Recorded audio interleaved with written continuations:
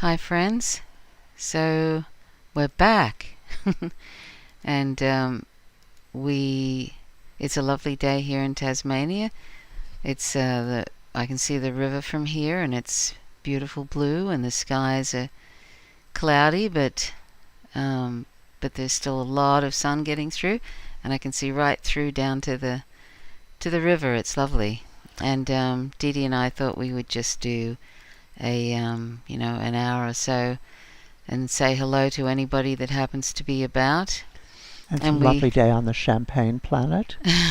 and yes, we're doing No Man's Sky. We sorted that out. Well, Dee Dee sorted it out.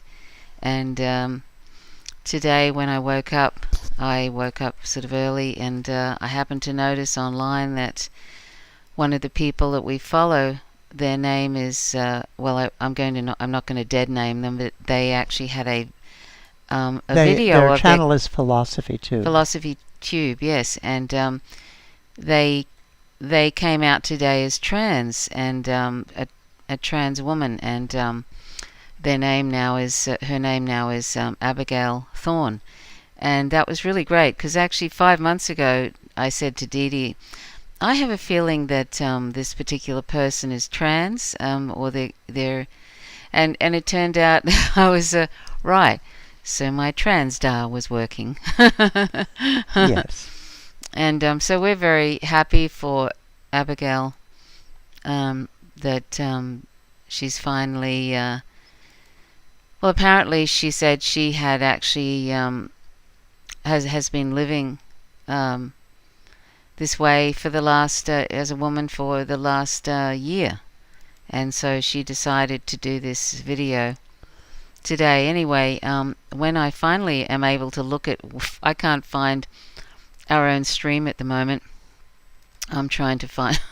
It takes ages for it to show up on my computer for some reason. So when I find that, I will put the link in the information in the live chat section of Abigail Thorne's video, her coming out video. So that was really nice, wasn't it, Dee Dee? It was. It was lovely. Yeah, so that was And, great because that was a lovely way to start the day, and she seems so much happier. Yes, And you can say her coming out thing was more about trans euphoria than dysphoria. yeah, And yeah, it was just lovely. how happy she is to be comfortable in her body. And So yeah, so if ever I can find, if ever the live stream we're doing right now comes up on my computer, so I can have a look at the live chat, I will. I'll put in this Philosophy Tube video. But anyway, if you can always just go to Philosophy Tube, and it's Abigail Thorne, and you can give her well wishes and love, because it takes a lot of courage to come out as trans in a world at the moment which the flavour of the month is to be transphobic. particularly, it takes a lot of courage to come out when you are a very well-known YouTube personality. Yeah, And I think she's got nearly 1 million followers yeah, already. on YouTube. Yeah. And so Oh, there we when go. she transitions, she's transitioning not only to she's not only coming out as trans, she's actually becoming a public trans person immediately, Mm, which is one of the reasons I think she took so long. She wanted to actually do kind of her transition with friends and family before she had to be facing the full view of the public yeah. and all of the criticism I'm sure she's going to cop. Yes. As she says, Whoops. she's a hey, Trish, you Sorry, I turn was that just off. checking out the audio levels. Yeah. Oh, hi, Eve. Eve's Yeah. come to say hello. The Hi, Evie. it's quite difficult, I think, to be in the public eye that way with all the criticism and so on anyway. Yeah. Um, Yeah, really. and yeah, I mean, you've got to be perfect in order, and you're still going to get a heap of criticism. And as she said, she's going to be, the trans princess on Turf Island. Yeah. The Yeah. UK at the moment is got real issues with trans people. Yeah, there's a lot of TERFs, including J.K. Rowling, in the UK. Including laws that have just gone Yeah. to negate the ability of young people to get puberty blockers. And to say, well, you can't get puberty blockers when you're young. I mean, you don't need them after you're young. The Yeah. only reason puberty blockers ever existed was because they won't recognize the choice of young people. Yeah. And the whole point of puberty blockers is that they're reversible. Yes. Yes. So anyway,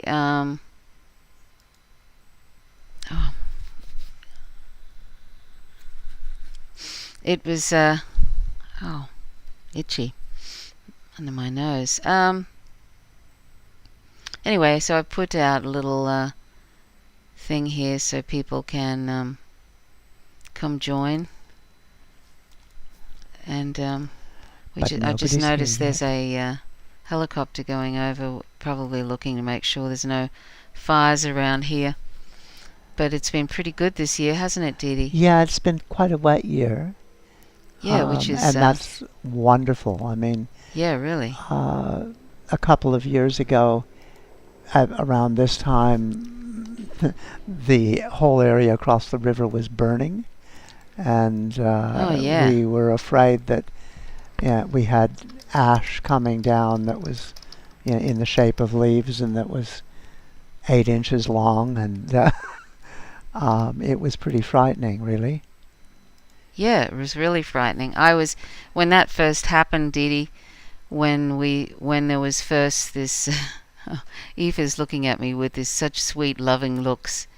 Aoife is our little Little wildcat snowflake or little bucket Or of syrup. wild flake. Yeah, wildflake.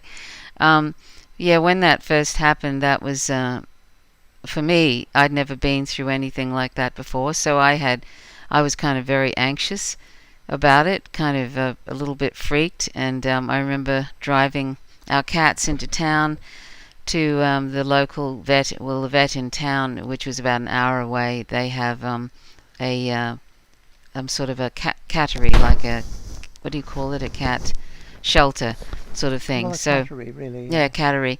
And so we took them there, and then we kind of sorted ourselves out, and I kind of calmed down and realized it was okay, but it was just good to be able to get the cats to He's safety. now got his tail fluffing in his face. He did.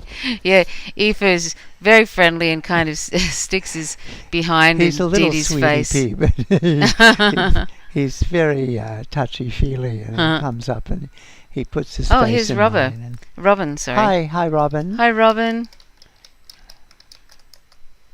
Oops, I did a strange face there. Yeah, That's fire meant- definitely is no joke, and it was really scary. I mean, we basically couldn't go out of the house without one of those big, heavy filter masks with the 2 filters, and even so, we couldn't stay out for more than about 15 minutes. Yeah. But we'd go out all through the day and night, every, half an hour or 20 minutes, just to check that there were no sparks setting fires around the place. You could hardly see anything. The smoke was so bad.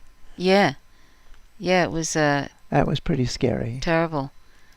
And I remember, like, it was sort of we were having to kind of plug up little holes that we might have in the house, like little vent holes and stuff, just because there was so much smoke outside. It was kind of coming through the holes, and we ended up buying a air filter because I was kind of a bit freaked out and thought it's one thing for it to be full of like blue outside because of the smoke, and you can't stay out for more than a few minutes without feeling kind of a bit ill. Even with a mask on, it kind of wasn't fun, was it, Dee Dee? No. But when it was starting to come into the house, that was unacceptable. Yeah. So yeah, so that was good. But I remember like fleeing with the cats, just in case. Yeah, we loaded all our papers and most precious Yes. sort of things into the cars. We took one car. We have 3 cars because we have a truck that we use for. Yeah, I'm still building the house, yeah, and we have a couple of old used cars. One of which is kind of just in case the other one breaks down, because Trish can't drive the truck. no, Yeah. I'm useless when it comes to truck driving. Well, And- you probably wouldn't be if you had to, because you can drive a stick, Yeah, I can drive a stick. Yeah, that's true. but you haven't in a very long time and don't No, like to. no, it would be a bit of a bumpy wild ride, but I could do it. But I couldn't drive. We have this old 5-ton truck that we have to sell, but it was very helpful in the beginning with moving soil and things. But I wouldn't be able to move. I wouldn't be able Very to drive big that. logs and timber Yeah, and things. I wouldn't be able to drive that one. Oh, I meant to ask Robin. Could you please tell us if Sound the levels are sound is okay? equal? Like, is my voice too loud over Dee Dee's, or is Dee Dee's too loud over mine? And we'll just kind of adjust the volume. Hi, Eve. Hey, Evie. Hello. Hi, Eve. You want to sit on my lap? You want to sit on my lap? Eve. Anyway, and it's a lovely day here. It's been actually quite a mild summer, which is really great, and that's probably because of the El Nino, is it, Didi, or El La Nina? Nina. Yeah, It's a it's La sort of Nina been. year, It's yeah. We've even had some rain in the middle of summer here, which is kind of unusual for it to rain in the middle of summer. So No, not really. it isn't. Well, we don't usually get this much rain, but we do get rain. We usually end up getting a few hot days, and as it gets hotter, it gets cloudier, and then it will rain. Oh yeah, Um, that's true. And we just haven't been getting those real hot days. No, that's That's true. been great, Yeah, that's true. because everything would drive out. Yes, we were thinking that's Okay. all we'd need this year, although I didn't expect we would get a fire, but, like have fires over here, because the fires of 2019 kind of burnt a big fire break behind the hills there Yeah, and burnt 180,000 hectares, didn't it, Didi? Yeah. And so it's going to be a few years before that grows back, but still it could happen. Tasmania has the largest temperate rainforest in the world, Yeah, yeah. and a whole lot of that burned. Yes, a whole lot. Yeah, so it's going to we didn't expect that it was going to be a problem this year, but that was all we would need, is to have a pandemic and a fire. Yeah, Here comes the 4 horses of the apocalypse. yeah. So Robin said, are fires common over there? The province next to this one, Saskatchewan, usually has at least one big fire each summer. Yeah, fires are common, but usually they're not huge fires. They're usually not as out of control Yeah, as this one was. yeah, The last, and usually not so much in the populated areas. And Yeah. while we live rurally, we don't live that rurally. We're not like way out. no, The fires are generally kind of fairly small and controllable. yeah, And the last one was just huge. yeah, So it became a real issue. yeah, yeah, yeah. It was, yeah, it was bad, and of course on the mainland it was terrible, really Yeah. terrible. Yeah.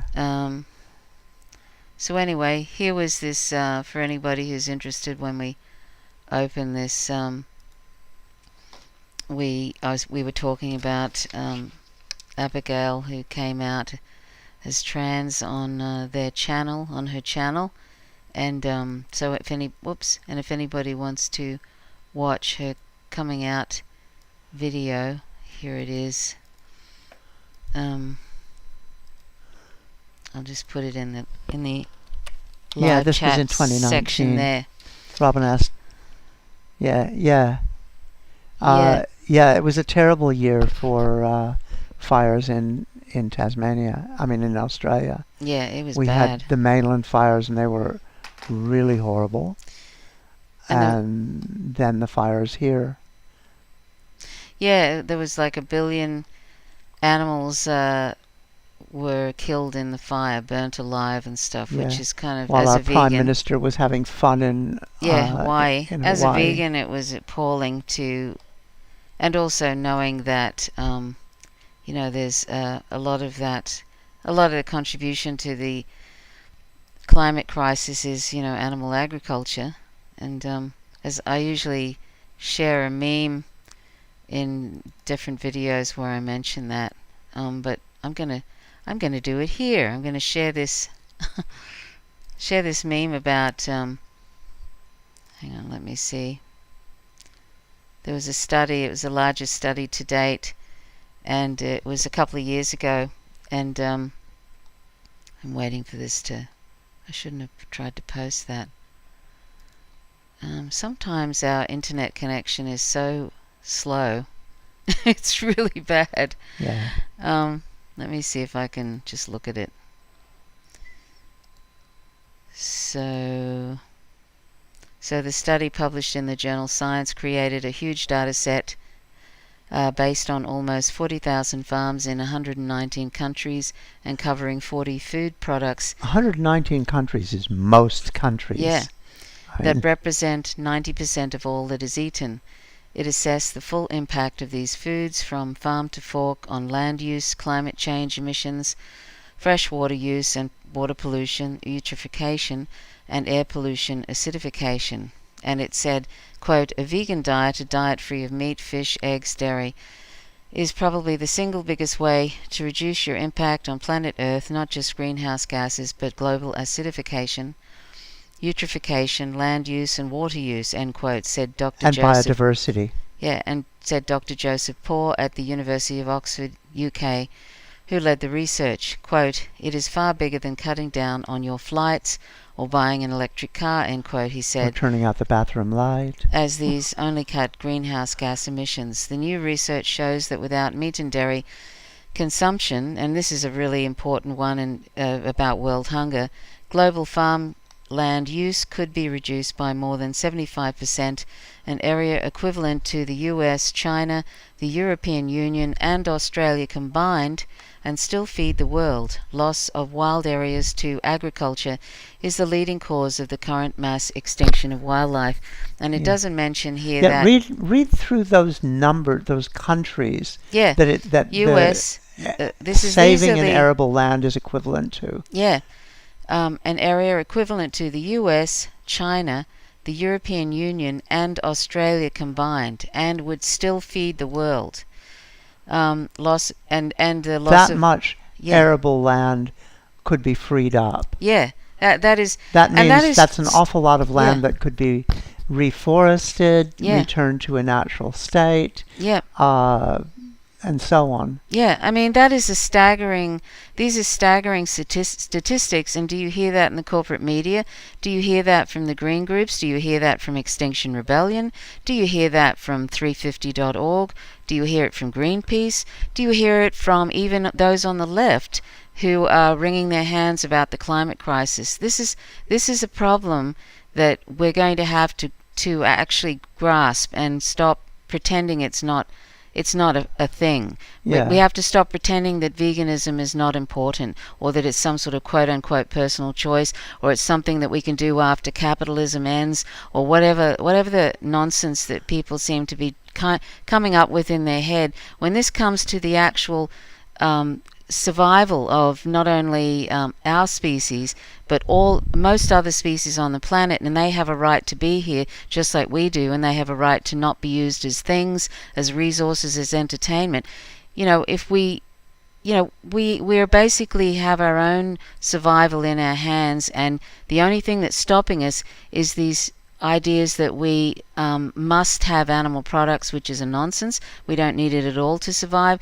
That we want to have it anyway, even though we're basically we love our taste buds more than our own survival. That's really what it is. And meanwhile, we're killing 1 to 3 trillion land and aquatic animals every year for trivial reasons of mostly palate pleasure, since we don't need animal products at all to survive, and we can easily meet all our nutrition requirements from plants and other non-animal sources. So I don't know how anybody can ignore this study, the largest study to date. It's science, and yet people are ignoring it, aren't they, Dee Dee? It's been out for 2 years now, hasn't it? Yeah. It's been out for 2 years, and do you hear anybody? Yeah. I feel like I'm like a cracked record, bringing this up again and again.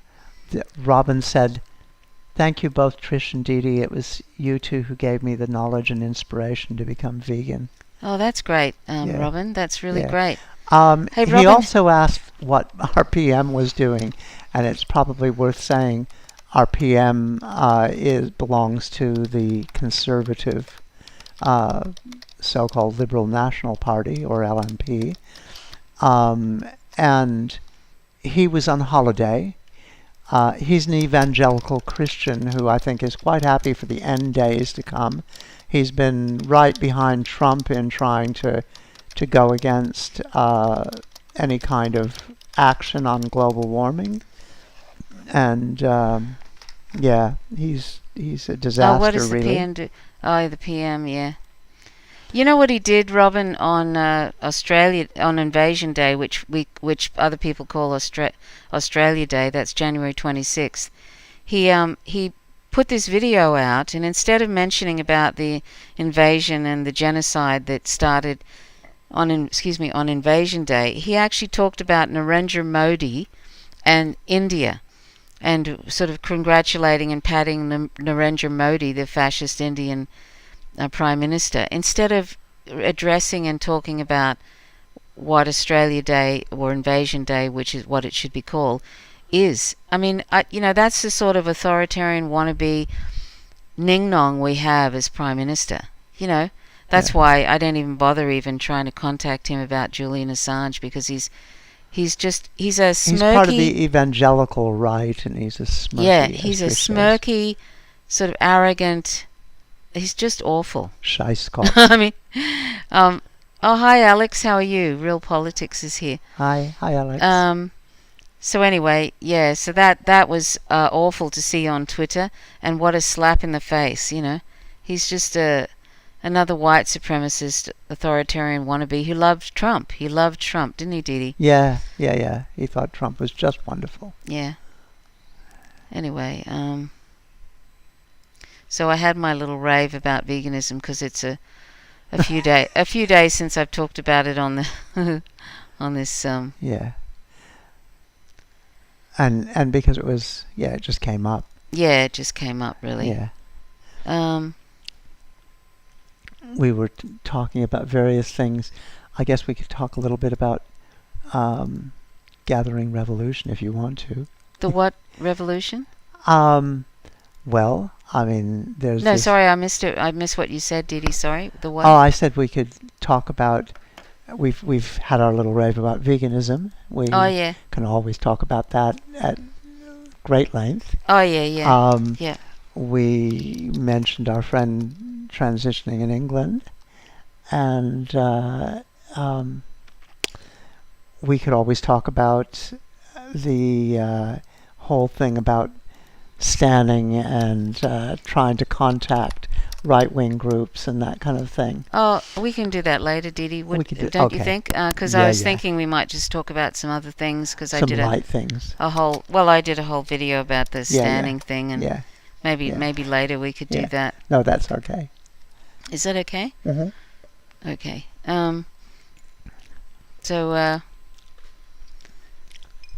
So yeah, I mean, we've got this incredibly conservative hi, Lucky government. Puppy Paws. Hi, Lucky.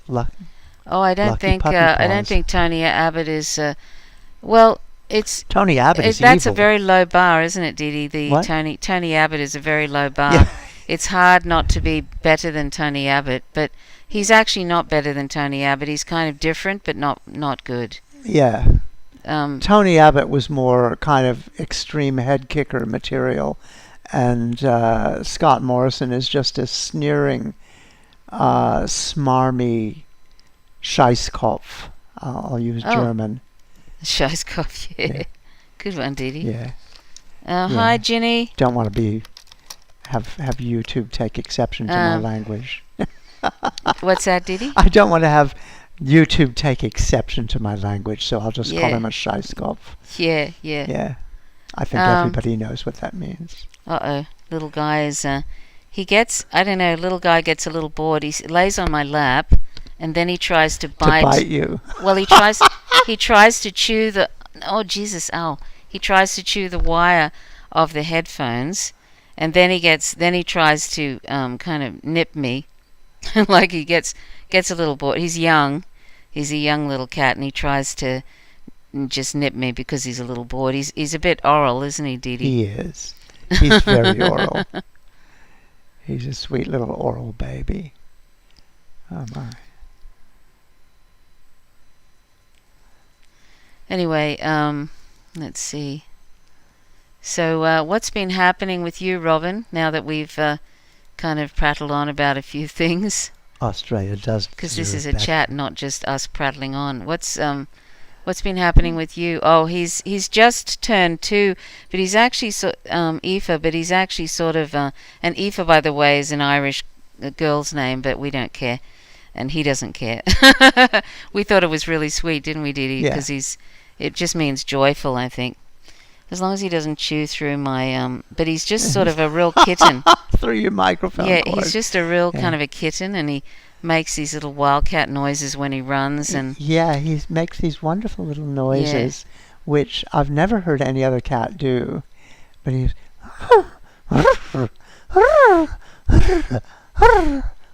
noises kind of like that, and he's quite sweet. Yeah, he's a combination of really wild and quite sweet. Yeah, he is. He's got a very long body and long paws. And long legs. And his colouring is like an African wildcat. Yeah, and he's just sort of... And we adopted him from a shelter. Yeah. Somebody dumped him off at a pizza place, and he was only like, I don't know, 2 or 3 weeks old or something. And somebody fortunately took him home, and his brother took his brother home with them too. And we were lucky to come across him when one of our 17-year-old cats, who is adorable, she died, and we didn't really waste any time going to because I'm a sook and I was just so bereft because she died. We decided to go the next day and adopt somebody else, and here was Aoife. And seeing whether there was anybody. Yeah, Aoife was looking through the. Yeah, we it was basically like a Cirque du Soleil of little kittens, and there was one little kitten there who was just looking through the cage bars and with the blue eyes and everything, and we went up to him and gave him pats on the tummy, and we just kind of fell in love with him, basically. Yeah. So Robin is giggling at Lucky making dog sounds. Are you a dog person, Lucky? And as in kink. Robin, by the way, are you in some sort of lockdown? In which part of Canada was it again? Banff, I think. Banff. Yeah. Or was it Alberta? Banff in Alberta, I believe. Yeah, are you in some sort of lockdown, or is it just, it's kind of fairly contained and controlled sort of thing?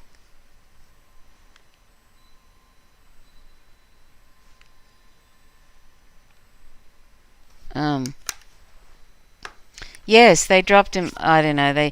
I guess there's some, at least. I mean, the weird thing is there are no-kill shelters in Hobart, and so there's absolutely no reason why he should have been dropped off Robin outside says a pizza a place. pizza place. What the? What the? Yeah, yeah. And indeed, and I think it wasn't that horrible in the sense that he probably could get some food. Yeah. And I think the pizza people actually had some Yeah, the pizza compassion, people thankfully. obviously the pizza people rang up the shelter, the no-kill shelter, and Yeah. they took him along and stuff. I'm not sure how old he was when he was dropped off there, but it's weird. I don't know why people do that. Why, like, it's not like people don't know about shelters. Yeah. All right. So Robin said, "Yeah, I'm in Manitoba. We have lockdown, but our premier is totally incompetent. I'm just getting ready for an upcoming federal election. I want Trudeau gone, but the cons winning is an awful prospect." Yeah, isn't it awful when you've just Yeah. got nothing? I mean, you have preferential voting there, don't you? Though, do So you have that? decent third parties. Third parties like ranked choice voting, because at least then you can sort of vote for some third party and their preferences and have the prospect of somebody coming in. Oh, hi Kim, how are you? Haha.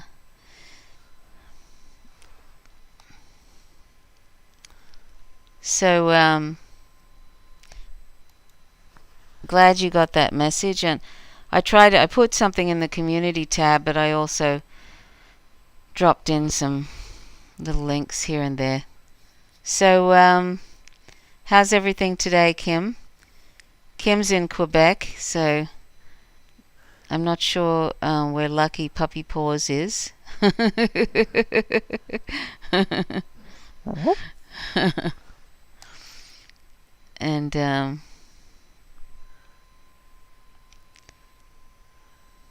by the way, Robin, if you look, if I don't know if you caught that link I put in, which is Nutrition Facts. It's a science-backed site, and it's really great for anybody who's vegan, no matter how many years you've been, excuse me, vegan. It's got some great information there, and it's great for anybody really. You don't have to be vegan to be able to benefit from it. It's really, really good. They go through all the science, all the nutrition journals, all the medical journals, all the science journals in relation to nutrition, all of that, so other people don't have to, and then they condense it into these 2-minute or 3-minute videos that are easily to understand, and it's just great because it's been really helpful to me. There was a few years there that I think, even after being vegan, just in general, this isn't even just about a plant-based diet. It talks about all the horror story that animal products are, but it's all science-backed, so it's kind of really beneficial. And there were things that I didn't realize that were really helpful to me, as just in health, to do with health. Even just things like 10 years ago, I realized vitamin D, that most people are vitamin D deficient, even the ones that get enough sun, like Dee Dee was dangerously low, even though she was getting plenty of sun and stuff. And working in the garden and working on the house. Yeah, and if you're D deficient, you can end up getting things like diabetes and cancer. And it's truly a really important vitamin. It's more like a hormone, in fact. Apparently, I didn't know this until even just recently. There's a lot of science articles now, and this is not just on nutritionfacts.org, but there's heaps of science articles now on how important vitamin D is for COVID. No. And preventing the terrible symptoms of COVID, not preventing COVID itself, but the really extreme symptoms where you end up on a ventilator or die. And it's really, really important for people with high melanin levels in their skin, like black people, because a lot of black people are vitamin D deficient. And that's one of the reasons, apart from poverty and poor health care, that's one of the reasons why so many black people are dying at 3 times the rate of white people. One of the reasons is mainly because of the vitamin D deficiency that they don't realize they have. So it's really great, isn't it, Dee Dee, to finding out these things are kind of lifesavers. Yeah. They seem really sort of simple, but they're actually lifesavers. And Kim says that her birthday is on Monday. The She'll what be day is on turning Monday? 30. Kim's birthday. Oh 30th wow! birthday. Happy birthday Happy for birthday. Monday. Shall we coming sing up. Kim a happy birthday song?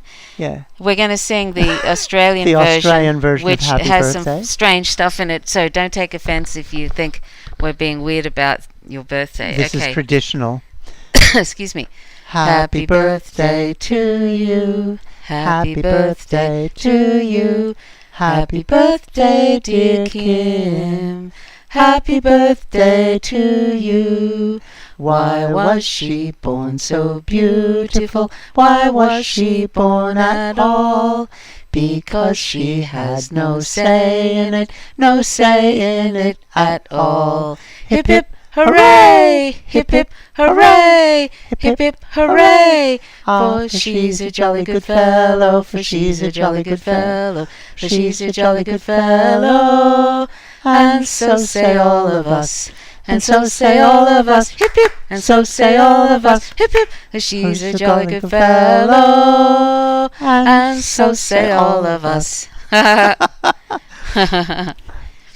And we'll do the virtual blowing out of the candles. Kim, you may be interested. I don't know if you follow Philosophy Tube at all. We were just talking about Didi. We were just talking about this earlier in the podcast. How I woke up this morning and there was one of our favorite philosophy tube. This channel called Philosophy Tube. The person who runs that channel had come out as trans, so we were really kind of thrilled that she came out as trans like today, and it's a really great video which I posted earlier in the chat, and so we're sort of like happy coming out trans day for Abigail Thorne. So anyway, you might want to sort of scoot back to the beginning of the chat and check it out, because she does great. Or after the fact, anyway. Yeah, she does great videos, Abigail. Yes, and she does a lot of very left stuff. She does analyses of fascism and explainers about Antifa and about capitalism and that kind of stuff. She's great. Yeah. So she's certainly worth a check out. Yeah, really, really great. And has had a difficult life in some ways too. So that was always sad to. That was sad to find out. That was actually a while ago. We found that out, though. Hey. Yeah. Furious Psyops is here. Oh, I'm gonna have to change my. I'm gonna have to change my username because I can't, for some strange reason, I can't see Furious Psyops when I... And because I'm using Trish's account to do this, I can't see it either. So so hold on, I'm just going to change usernames to my Naked Empire thing. And I'll just say that one of the things with that Robin has said is that they don't actually have ranked choice voting in Canada, which is a shame. So they're stuck in that thing of, do I support somebody I actually support, or do I support Trudeau because he's better than the evil fucking Nazi shits? Jesus. That sort of thing, the kind of choice. What is the choice there, Dee? Anyway, what's the choice between this Trudeau and who's the other person? I'm not sure who their conservative choice is, but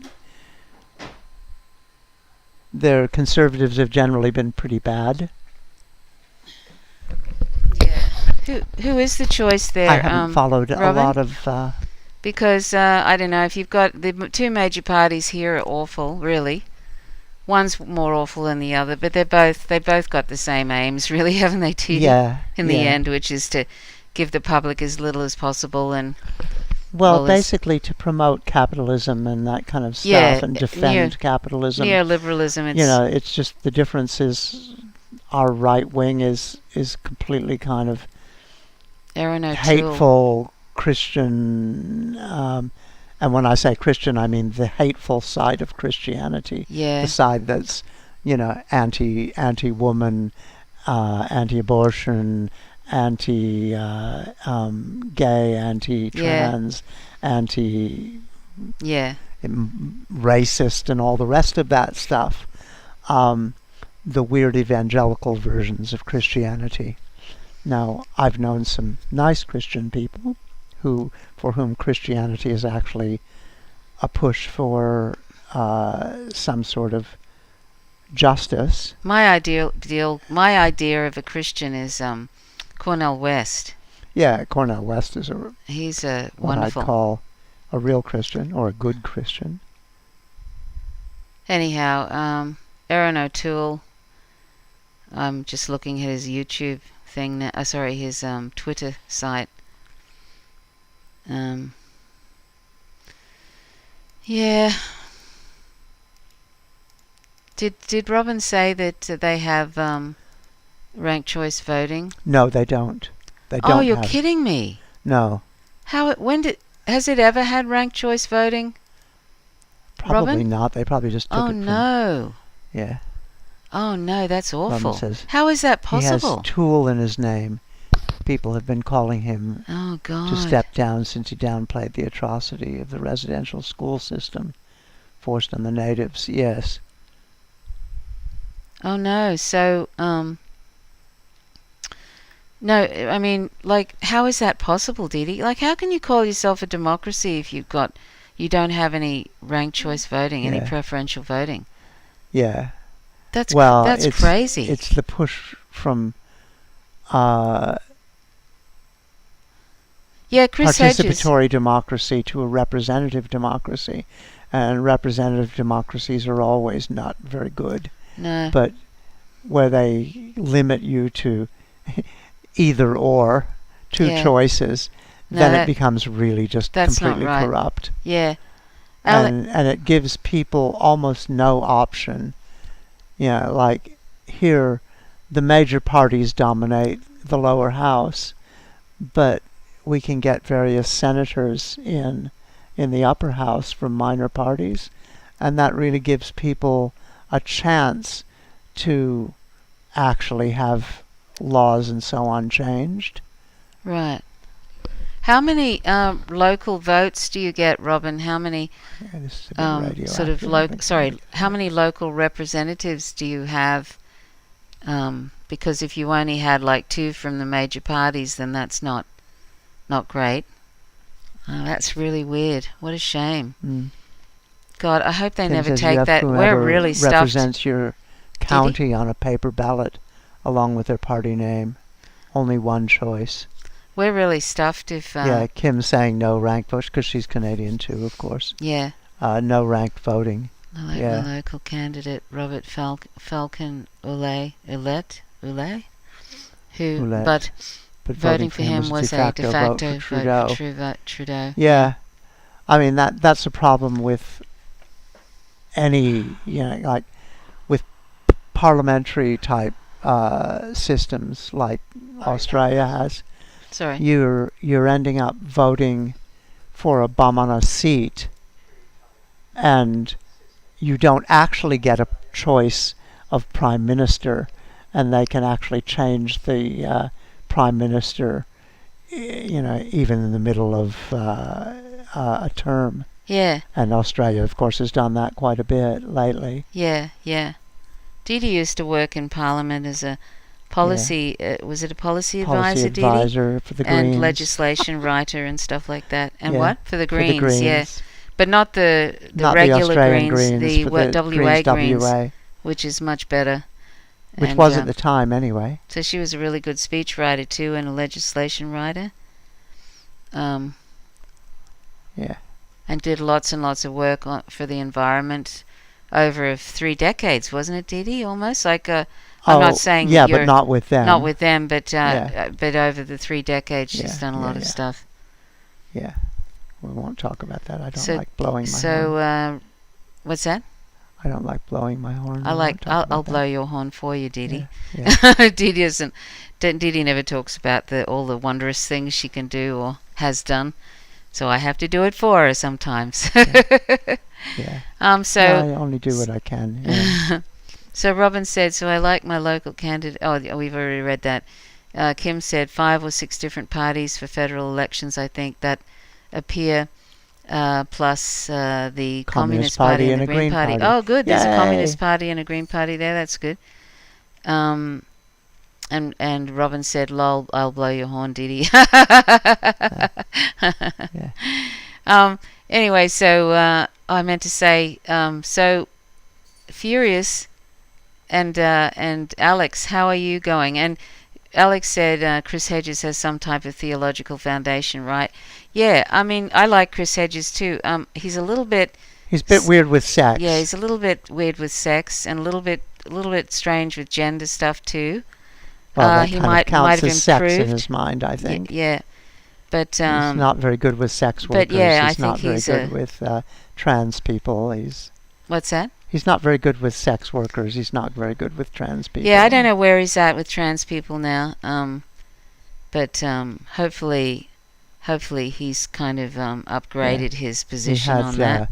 A couple of turfs on a couple of years ago. Yeah, but then he had somebody else. Pauline Parks. Pauline Parks was on. Who's a trans advocate. So it kind of sort of undid that previous thing, but it was pretty awful. He created a little bit of balance anyway. Yeah. I don't know if he's changed his position. Oh, he's Tara Toddler. Hi, Tara Toddler. I'm actually I've had to log out and come in as someone else because I can't see Furious Psyops under my Faint Signals from Vega thing, Tara Toddler, because of we have to get that fixed. Technical reasons. I don't know. We haven't been able to work it out. So so the only way I can see him is to come in under the Naked Empire. Anyway, it's good to see you. Yeah. And wow, we've been on for 45 minutes already. I know, time flies when you're having fun. Time does fly, doesn't it? Lately I've been feeling very tired, and I sort of think, I don't know if I want to do a live stream, but I don't know if I can actually do a live stream for very long, and then it ends up like 2 hours later, and it's funny how time goes.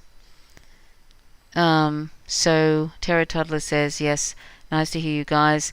How has the gaming been going? How's the gaming been going, Dee Dee? I don't know. We haven't been playing very many games. Last time we were playing, Dee Dee was playing Morrowind, and that was because my and she had my to keep graphics driver collapsed, and I couldn't play this, and I couldn't play.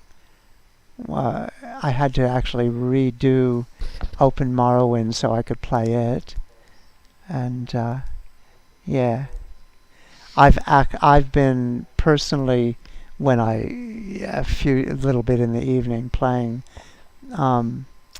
Horizon Zero Dawn, and being a completionist, it takes a long time. Yeah. If you're not playing it all the time. What's my current mission? Anyway, Chris Hedges has a lovely partner, Eunice Wong, who's really, really nice. I've interviewed her, actually. She's lovely. Yeah, she's great. Yeah, I wish she could join chats here and stuff. I'd love to just hang out with her. Like, I think we'd get on really well, Eunice Wong and I, don't you, Dee Dee? And What's she became Eunice Wong, Chris Hedges' partner. She became vegan in 2014. Yeah. And that was nice. They both became vegan in 2014. And the score to Morrowind, isn't it? It's really nice. The score to Morrowind is great. Tara Toddler was saying. Yes, I love Morrowind. It's really an incredibly peaceful game. I remember the first time I played it, well, probably not the first time. The first time I played it, I think I played some character that went off walking and immediately got totally wiped out by cliff racers and everything. And wasn't a very strong character. So then the second character I created, my whole attitude was, here I am, I've been dumped off by the Empire to fulfill this mission, and they want me to go off and talk to this spy guy in Balmora. So I sort of said, who are these, shice people? They've had me in prison. They've taken me totally non-consensually off to this. They want me to do this and that. Bugger them. I'm going off in a completely different direction. And so I went off to the Bitter Coast and just wandered around for quite a long time before I got to the main quest at all. Yeah. You know where all the good stuff is, don't you, Dee? I did find out a lot of things that way. Yeah. Didi sort of knows where all the good stuff is, all the swords and... But I was actually very depressed at the time, and I spent a lot of time in Morrowind. Yeah. I spent a lot of time in Balmora and Sadrith Mora. Yeah. I think that really saved your mental state in some ways, didn't it? Some of my mental state, yeah. And let's see, Robin says... I enjoyed modding. I did a lot of modding at that time. All right. And Robin says, was he silent on 9/11? This is Chris Hedges. Did not know that. And Kim said, all I can think whenever I hear Morrowind is when Trish would play and say, oh no, every 30 seconds. Yeah, I know. But when I first started playing on the thing, and I'd go, oh no. It's been ages since I played it, so I was really sad. And then Terra Toddler says Chris Hedges avoids the topic despite all of his pontifications on power and despair. Yeah, there are a number of people who don't mention 9/11. Yeah. Yeah. What a mess that was. Let me say something. For some people, Sorry, it's a little bit like the Kennedy assassination, in that you're never exactly going to know what it is, and everybody has opinions on it. But the reports are awful. It doesn't matter so much anymore. We know that the government has no regard for human beings and would be quite willing to sacrifice any number of them if it suited them for some reason. So, What was that name of that report, Dee? The Warren report. That was a load of nonsense, and the 9/11 report was a load of nonsense, and this Capitol building report will probably be a load of nonsense. And, probably. It's just an ongoing SHIT show, really. Yeah, Tara Toddler says it bothers me because he speaks a lot about courage. Yeah. Yeah. I remember Tara Toddler. I was when I was watching TV on 9/11, my parents' place, and I remember seeing on the live on the thing the buildings going down, and I was really politically ignorant of any politics about the US at the time. I thought that at the most I knew was that there was some sort of a party that was good and a party that was bad. That was all I knew. I didn't know anything about it really, hardly anything. The right. And then so I was completely politically naive. And then I watched these buildings going down. I watched the first one go down. And even though I knew nothing, I knew there was something wrong with the way that building went down. Like it looked like a controlled demolition. I remember watching it and thinking there was something wrong with that. And then the other one went down exactly the same way. And even though I knew nothing, I knew that I felt on a gut level that something wasn't right with it. Yeah. Isn't that interesting? Yeah. So anyway, but that was where I was at the time. I didn't know anything, but there was something. I thought there was something wrong with that, and it all seemed too perfect too. These two planes. I was thinking, you sort of think, where are the planes that shoot these planes? Like, where you know what I mean? There's all these. There was weird things about the whole thing. Was weird to me. The whole thing was weird. But you sort of don't know anything, and you kind of think But at the time, I just remember that so well. And I remember feeling very upset about it and telling my parents about it. Didn't they know? Didn't they see it themselves? No. This was really... I think they were in bed because it was sort of... No, it was in the day. I remember seeing it myself. When it happened, did he? Yeah. It happened in the early morning, and it was nighttime in Brisbane. Yeah, I remember seeing it on the No, TV I think I was watching I saw it live. Oh, did you? Yeah. Well, I think 9 a.m. in New York City, or 8:45, is usually nighttime here. Anyway, that's what I remember. I remember it being it was nighttime, and I think it was it was either live or something, or close to live. You know, like happening as I was watching. Yeah. I've got the heater on here. That's not what I wanted on. So anyway, all very sad. So Alex said, I had a dream about 9/11 a couple of nights before it happened. Wow, really? Yeah. And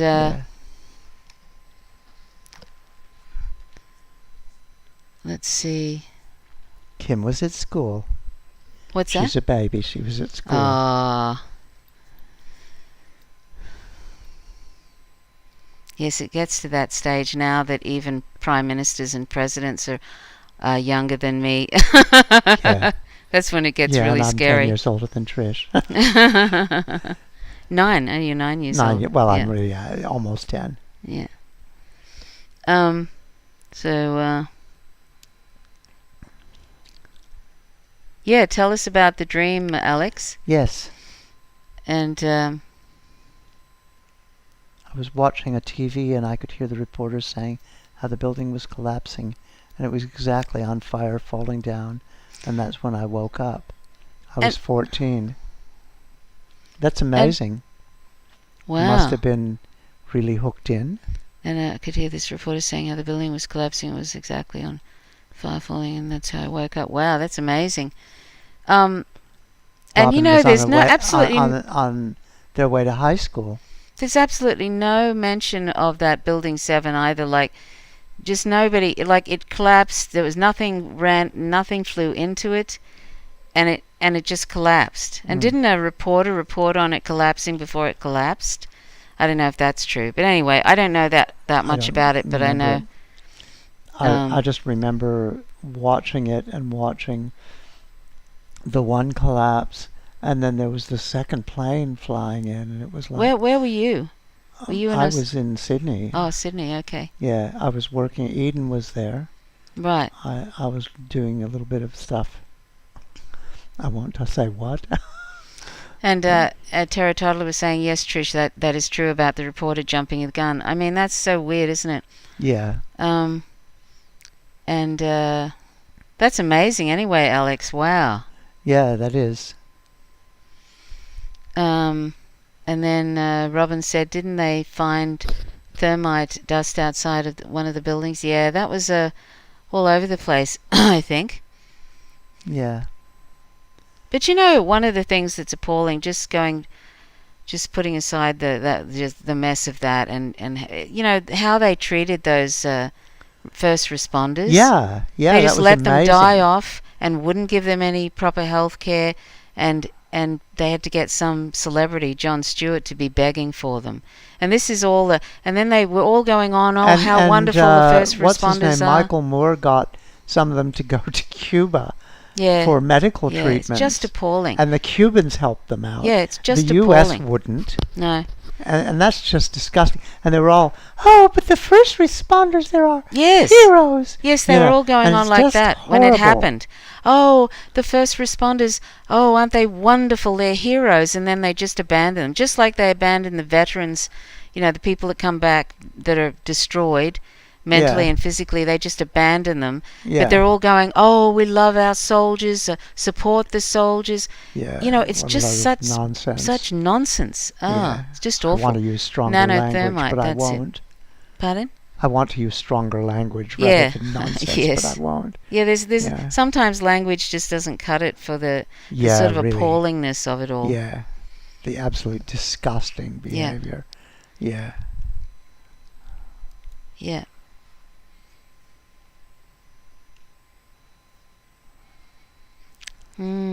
Yeah. Alex said, really. excuse me, Alex said, yeah, I never got over how weird it was or what compelled my mind to go there. I had visited NYC a few months prior, but that was it. But I always wondered why I received those images. Yeah, that's really weird.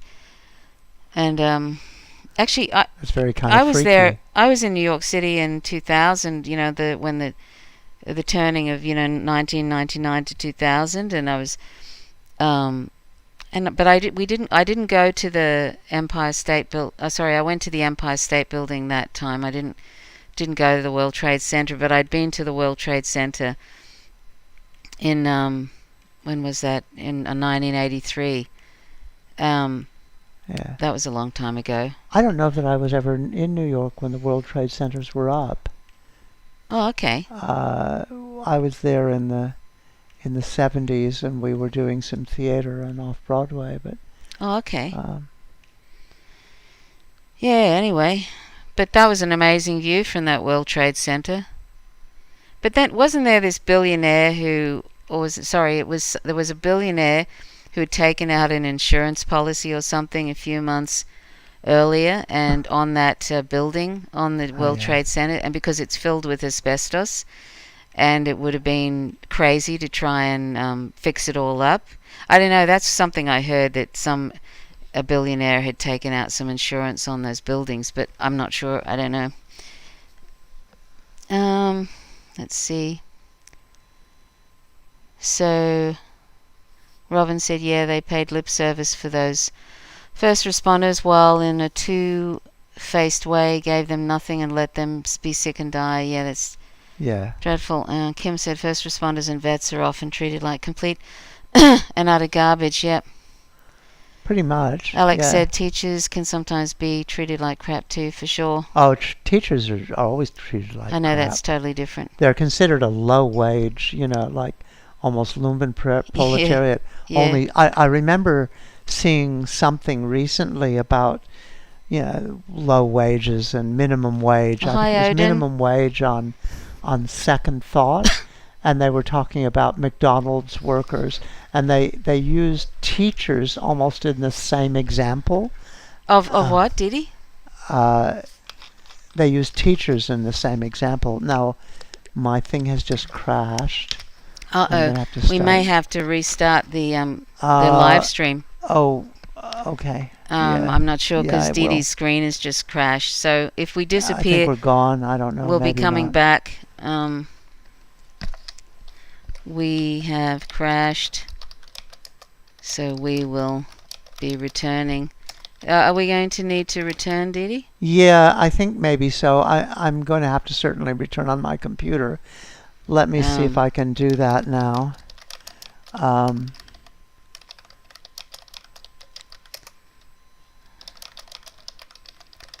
Anyway, I'm not sure if we'll have to restart. We may have to. I think it may just happen, but I'm not totally certain. Yeah. So, don't know if we're still up or not, but if not, we might have to start again. Yeah. No, I think it's okay. Oh, okay. Robin said no problem. So, I think it's actually okay. Oh, okay. Dee Dee says it might be okay. Okay. Cancel. Ground control. And excuse me. I think we may be okay. I will just go back here and fly through space. My screen has frozen, but there. I don't know. Oh, hi, Bird. How are you? Okay. Yeah, hi, no, Bird. I think I'm still on. We're still on. Yeah. I thought we were going to crash, Robin. And, no, my tab crashed, but somehow it Toddler. stayed on. And I don't know where Furious has gone, but anyway. I think because OBS was still on. Oh, okay. Hi, Bird. Yay, that's good, Bird. Yeah. You know, every time I see your username, Bird, I always think of that sweet little emoji that you use, where it's kind of it's either a little, that little emoji with the thing above the head. I'm not really sure. Is it a heart above the head? And then the other one that's got the little kind of hands that are hugging sort of thing. You always do that. Yeah, that's exactly what you do. Yeah. And I always think of you when I see that little emoji now.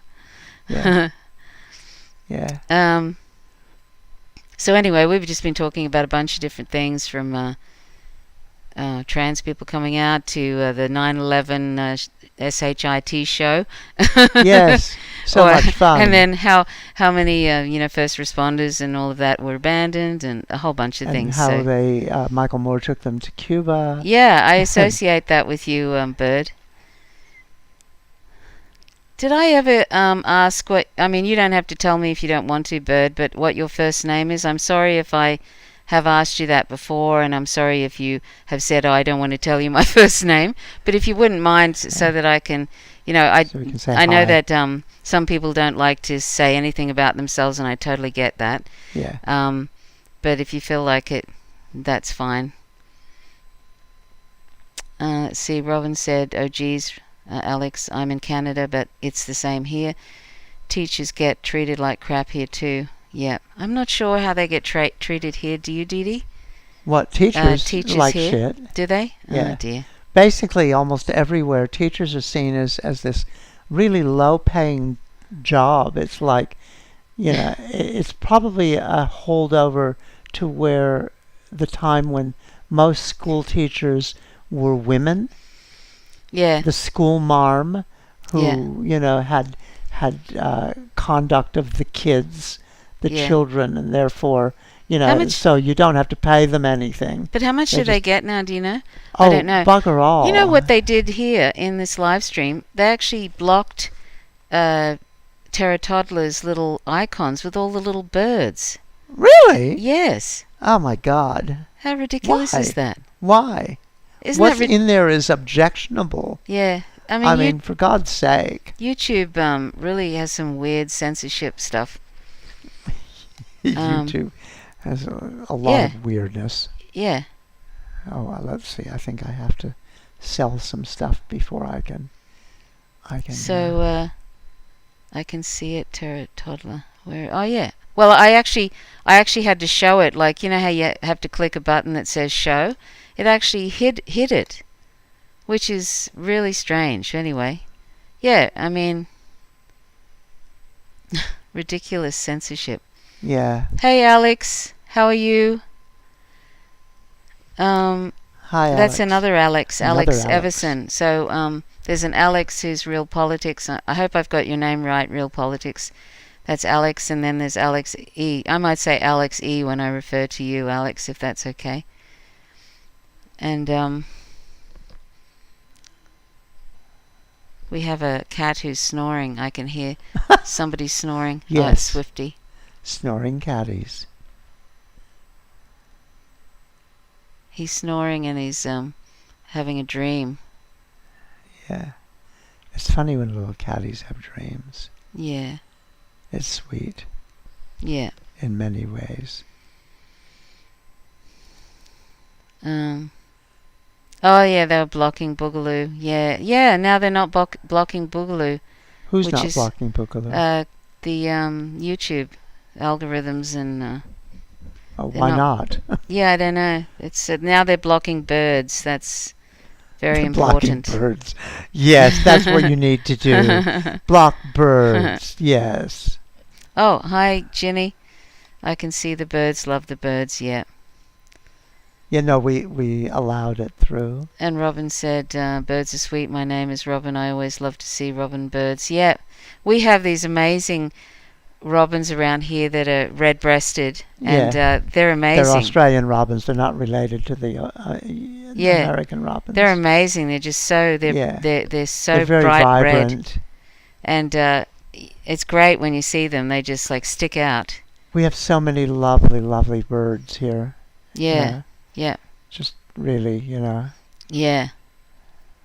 And the most fun birds are the black parrots that come around and they eat the pine cones, and they usually have big babies that are like the same size of them, and they just sit on the branch and make this really horrendous sound, all the time, like and they just, and it's really kind of it's kind of screechy a bit like cockatoos, and they just sit there while the parents are kind of finding them things to running eat. around trying to feed them. Yeah, and they're huge. Yeah. They're really big birds, and yeah, they've got they this. grow almost to the same size. They're adult size. Yeah, and they've got these amazing beaks. Like, I mean, I'm sure it could take your finger off, and Yeah. they go through the pine cones, and it's just. And when they fly across the sky, their wings go really slowly, Yeah. and they make this really they're they make huge. this scary they're very sound. big birds. Yeah, like our cats will often get very frightened when they fly overhead.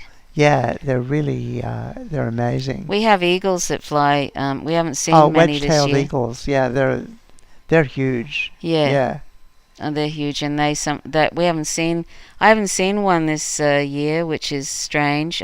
Not we around saw where some we are. over the river. We Oh. saw some over the river. Really? Yeah. I've seen hawks, but oh, hi Herb, how are you?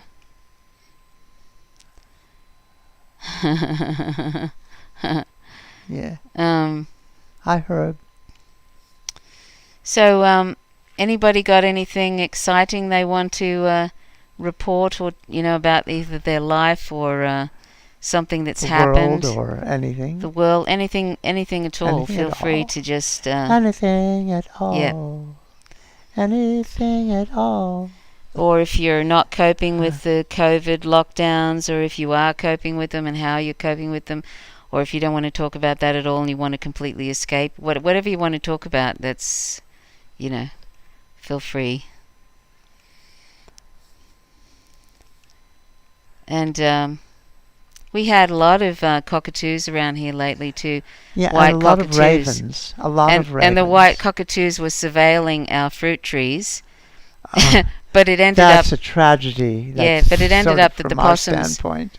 Yeah, Not the from their possums. standpoint. From their standpoint, it was just fine. The possums got most of our apricots, didn't they, Didi? I think, we don't I mind think sharing. Between the possums, I think the birds got most of the cherries, Herb. and the possums got most of the apricots, Yeah. but not all of them. But the birds have been going for the peaches, and I'm not sure whether.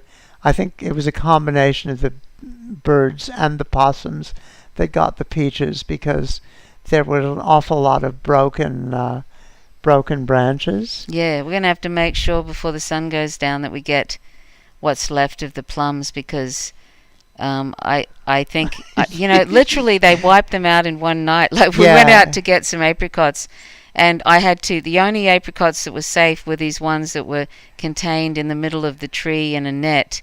And then all of them were completely gone. There was just, yeah. And I mean, we don't mind sharing fruit with, But we'd like to have a little bit. yeah, of we'd it. like to have, we throw pellets out to the paddy melons that come out like there was 20 paddy melons bribes. We came call them out, bribes. and their little babies, they were all out here last night, and so we throw out, we throw out pellets to them, and we throw out We call them carrots. bribes. And they all chow down, and then they go off on their merry way and stuff. Yeah. So let's see. Robin said, Alex, Florida man, why is it always Florida man doing all the crazy stuff? Just joking, just joking. And Alex said, I'm going, then use this opportunity to remind everyone to check out the channel Alison McDowell and any material from Corey Morningstar, Art of Annihilation, Wrong Kind of Green. And Robin said, what time does the sun go down there at this time of year? It's dark by 6 p.m. here in... Oh, probably about 9:30. Yeah, late. 9:30. We Late. have a really, yeah. We're very far south. Yeah, no, it's about 9 o'clock, I think, now, Didi. Yeah.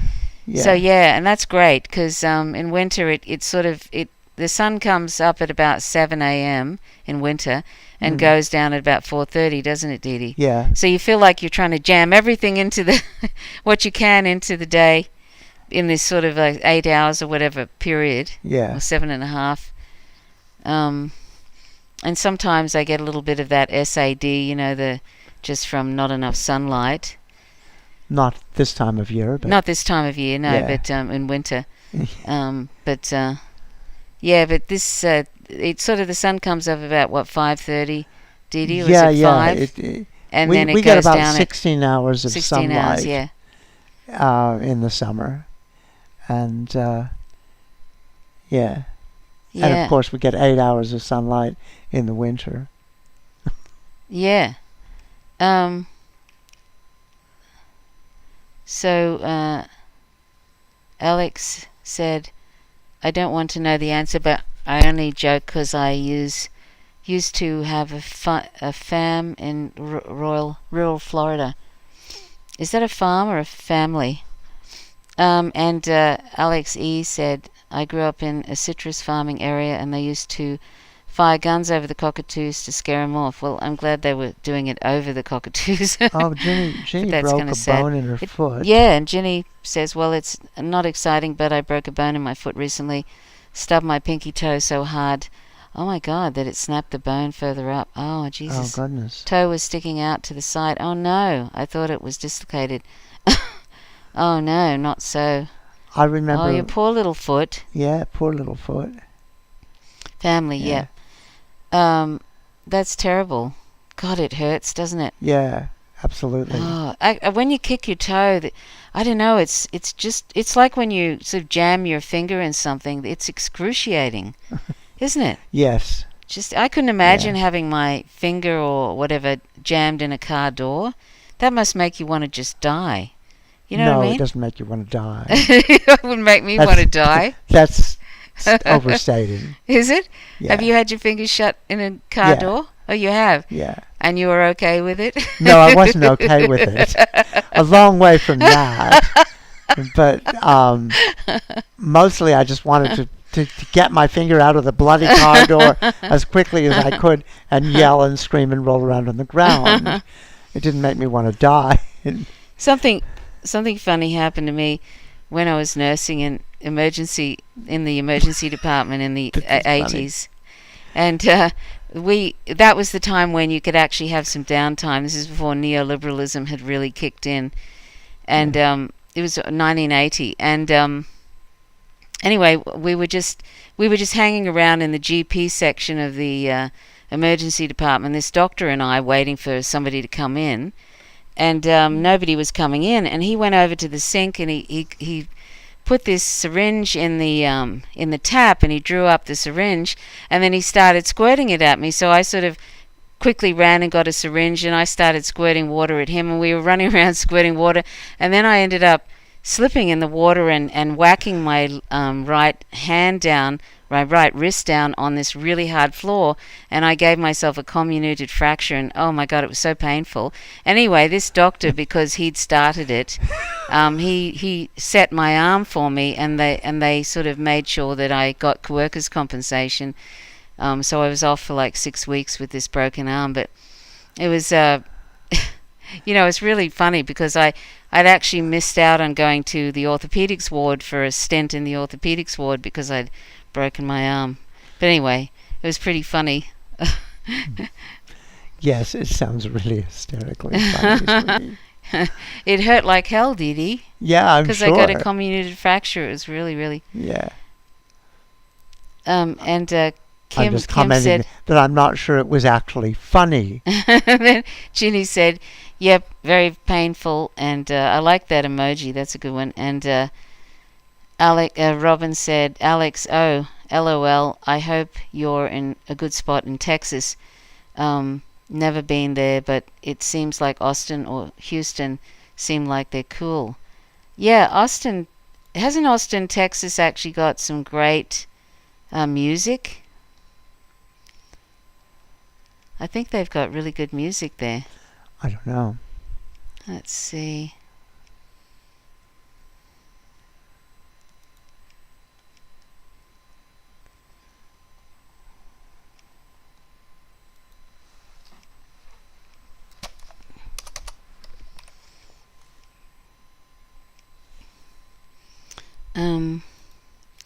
And let's see. Kim said it makes you want to curse, Trish. Oh, slamming your finger in the door. Yes. Yes. And then Bird said I stubbed and broke my pinky toe like an hour before I had to walk across the stage on high school graduation day. Oh no! No. No. Oh, that's terrible. That is. Oh wow. Bird, did I catch your first name? Because I didn't see you actually put any first name there. And did you mention whereabouts you're from? You don't have to say what state you're from or whatever, but I know you're in the US somewhere, I think. Anyway, let's see. And let's see, Robin said, I've also heard... You are allowed to have some privacy in this. Yes, I don't place, expect people to tell me you don't have to tell me anything. I just remember I didn't catch it if But we like to be able to call people by their names. Yeah. It's like Terra Toddler's going to remain a mystery. But that's fine. Let's see, so Austin is great, but Alex said Austin is great, but everyone working class is losing their homes. Big tech and such literally gentrifying the whole city. There's nowhere to go for poor people there. Many homeless. That's really terrible. It is. Oh, Matthew. Okay, Matthew. Nice to meet you, Matthew. Let's see.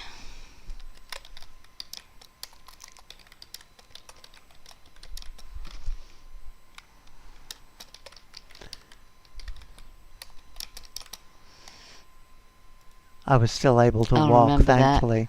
Yeah, well, that's Let's really see. good. Yeah. Look, Terra Toddler's got a picture. I'm not sure what that means. Yeah. So, let's see. Oh, I live in Oklahoma. Okay, then. And you're originally from Mexico. Okay. Great, Oklahoma. What's it like to live in Oklahoma?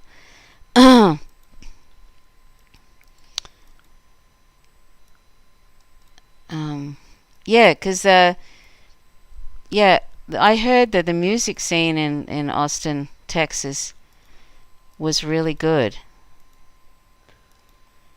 And is it true now that Texas is actually a bit more of a blue state now than it was, or is At it least just a in the temporary urban thing areas. because people just were so kind of beside themselves to sort of have something different, even though it's not really different. But Oklahoma is nice and calm usually. I read something really sad last night.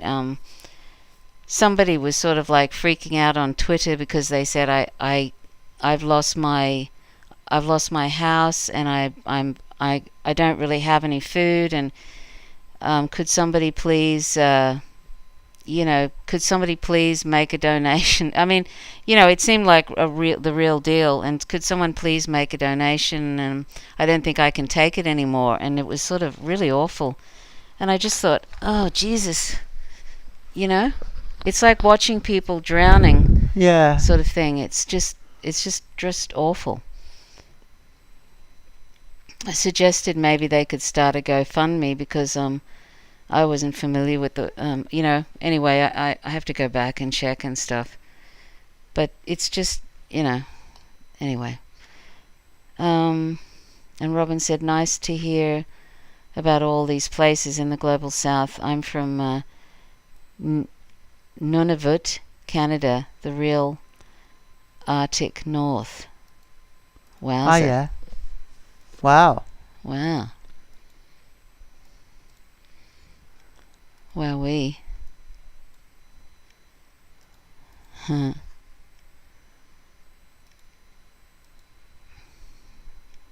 That's an amazing kind of place to be from. So so Terra Toddler or Bird or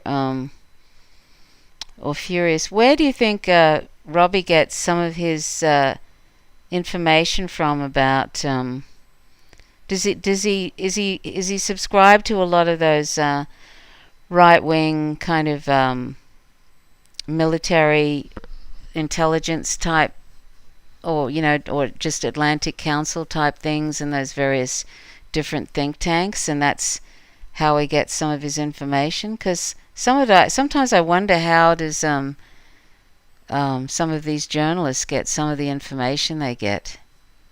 It's kind of fascinates me, Yeah. some of the information they get, yeah.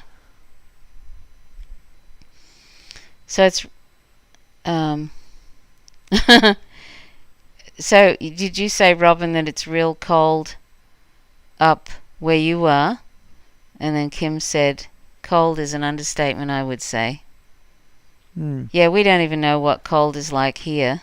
Yeah. We get, I have a bit better idea. You have an idea of what cold is, I don't. Yeah. Although I did go to Toronto once and I got out of the car after coming from Australia in the middle of summer.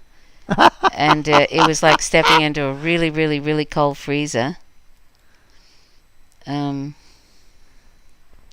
also the foothills of the Himalayas in they're pretty Himachal Pradesh. When I got up there, I came from Australia at the time, and it was really just such a shock. And then I don't know, I was so cold when I got there, and they had no heating in the hotel, and there's snow all around, and I had to pull. That was the monastery, wasn't it? No, it wasn't a monastery. It was a hotel, yeah. And I had to pull two mattresses on top of me, and honestly, I really didn't. I was really afraid. I was so cold. I was thinking, if I don't get warm, I'm going to be in deep doo-doo. Yeah. And then I just crashed out, and then I woke up, and I thought, well, I'm alive, I'm not dead. I'm not dead. Yay! Yay! Yeah, that was awful.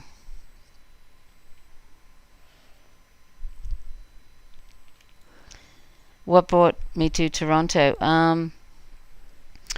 What was that? Oh, I was just going to visit some people, and but I didn't really stay very long, so I didn't really get to see much. I just recall it being really cold, but I did stay in Victoria Island. That was really lovely. I stayed in this lovely house. It was all sort of internal, heating, and I suppose that's pretty normal there, isn't it, really? Internal heating, isn't it, Dee Dee? Yeah. Coming through the floors and everything. It was lovely. And Victoria Island's very nice. And I've seen a lot of what Toronto's like from that photographer Peter McKinnon on YouTube. He has a lot of stuff about Toronto on there. Yeah. I lived in Toronto for a little while working as a security guard. Oh my. I was trying to save a girlfriend who had gotten hooked into the Moonies. Oh, that's right. Yeah. And that's right. So I was trying to talk to her and encourage her to leave and that kind of stuff during one winter in Toronto. Yeah. Don't mess with Dee Dee. Yeah. I was a security guard. I've done a lot of weird things in my life. She lived in the US, so she had to have done weird things. Well, I've done weird things here. I was a well logger for gas wells. Yeah. In WA, which included putting shaped charges down gas wells and blowing holes in them, and so I did shot firing and that kind of stuff. That's what you did for fun. Yeah. So I know how to use explosives. Yahoo! We know where to go when the revolution comes. Be careful. Yeah. When the revolution comes, I'll be ready for something. Just kidding. Depends how old I am at the time, but. Yeah, Dee Dee's lived oh God, there's so many things that she's done. Is amazing, and there's so many things she can do, like fix computers and build houses. Like she's actually built most of this house that we're living in. We're continuing to build it, but it's she can. Oh God, there's so many things, like do electrics and plumbing and what else? What else can you do? Gardening, incredible gardening, cooking. Yeah, I'm pretty good at cooking. Yeah, really. I can sew to a degree. Oh yeah, I'm you not can very sew. good with a but I mean, she can fix computers. sewing It's machine. amazing. Like I'd be completely in a mess Like if like, because I don't know how people do this. Like, I don't, when things go wrong with your computer, Yeah. I don't know how people who don't know anything about computers how they deal with that. Because I don't know how many times Dee Dee's had to sort of fix something, or and our place, our computer situation looks like a NASA space launching center. It's got so many things going on, and she's managed to sort of set it all up and fix things. When they're go inside and fix the various things. So I don't know how I people built sort most it of the out. computers. Yeah. I don't know how people sort that stuff out if they don't have someone who knows what they're doing. Yeah. Yeah. So I have a hard time understanding how, a lot of stuff is not very transparent or whatever. no, it's not. Um, Hey, Dee Dee, you should tell people about the your experience on the ship. See, Dee Dee helped. The other day we were talking about this on another live stream. How Dee Dee helped build the Heraclitus, and you can actually find it on online. It's a large sort of a junk ship, yeah, right? it's It's a still going. three-masted Chinese junk. She helped build that like 30 years ago, ferrocement. Yeah, and so 40 years ago. 40 years ago, and so Yeah. she there was this time where you had to go under the ship and fix something, and there was Oh, killer yeah. whales nearby. Killer whales nearby. And it was evening. It was it was sunset. It was scary. Yeah, killer Yeah. whales. Can you imagine That having was to go underneath? Going underneath to fix something under the ship. off the coast of Southern California. Yeah. The rudder had broken loose, Yes. and I had to Jesus. I had How to did try you and get win? a line on the rudder so that we could pull it to one side and just keep it steady, so Right. it wasn't swinging and slamming into the side of the ship. We were afraid it was going to actually cause a breach in the ship. Right. Yeah. Oh, And right. Anyway, that's crazy. Like, I Yeah. would have been freaking out at the killer whales. The ship was like lifting out of the water, so nearly the entire rudder, Oh no. which is like 7-8 feet high, was out of the water, and then it would come crashing back down. Oh jeez. And I had to try, and I had this wire rope with a shackle in hand, and I had to try and, when it lifted out, use the suction that it created to get in, and get in far enough that I could grab the rudder as it was coming down. And the first time I managed to grab the rudder, the ship came down hard enough that it banged. I had a scuba tank, and it banged the scuba tank out of the my backpack. It was just hanging by the regulator and stuff, and so I had to go back and try and fix it, and then go back down and do it again. Wow. And the second time it did the same thing, but I just carried on and screwed the wire rope in. So this is it, isn't it, Dee Dee? Yeah, that's Yeah. it. I'll show Yeah. people. Yeah. I'll show people Yeah. what you helped build. Yeah, that was fun. Yeah. It was really fun. Where is Killer whales. Now I've Oh, lost the live stream. Now there we Robin go. says killer This is- whales. They aren't friendly at all. They can really fuck a person up. Yes, they can. Yes, they can. And I'll tell you, it was scary as shit. Yeah. Knowing that there were killer whales in the area, and it was evening, and that's a time when most predators decide it's a good time to eat. So I was really freaked out. I felt like I used up my ocean karma Yeah. That's for a while. that's the picture of the Heraclitus that Dee Dee helped build. Anyway, Herb was saying that he was a security guard at one point. Yeah. What was that like, Herb? And let's see.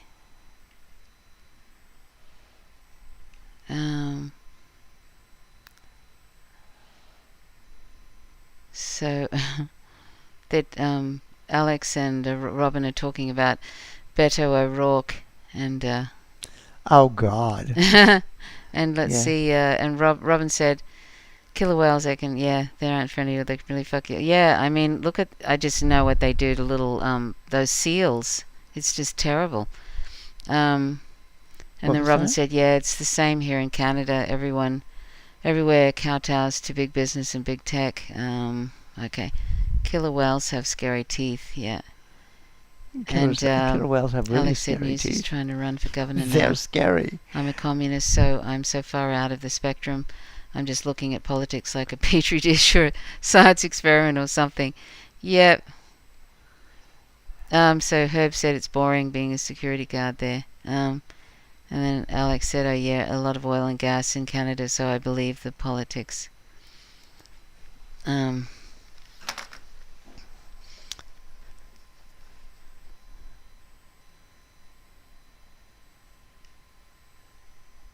see. What? So what, Didi? Oh. Yeah. So Robin said, wow, Didi helped build that ship. Yeah, really. Yeah. Yeah, and it was fully. Is it fully? What is it? Iron or something? What is it? No, it's ferro cement. Cement. That's it. Cement. Yeah. I did most of the welding on the frames and that kind of stuff. Yeah. And did a lot of work on the rigging. My nickname was Spider Monkey 'cause I could get up there and do a lot of stuff. And so Didi's very good at sailing, yachts and things like that. I wouldn't necessarily claim that, but No, you don't think you I are? think I'm pretty good, but You could do that. Sure. Sure. Yeah. Yeah.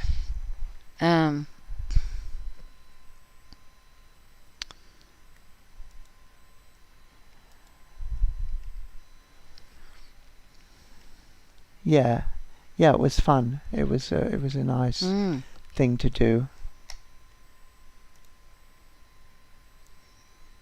Let's see. And Robin said, yeah, it's real fucked up that our PM Trudeau is outflanked from the left by Biden. Oh my God, really? we can't even be more left than Joe fucking Biden. Ridiculous. Oh no. Really? Oh no. Oh my God. It just gets more and more bizarre. It really does. Yeah. Yeah. You really wonder how it's all going to end. Yeah. I mean, the political situation. Like I was Not thinking, well. Everybody on Twitter is saying, "Where's my $2,000? Where's my $2,000?" And I was thinking, I thought to myself, yeah, there's a competent fascist rubbing their hands together, thinking about their 2024 run right now. Because that sort of thing. The first thing he does is mess that up and lie. He lied about that. Not surprising. Yeah.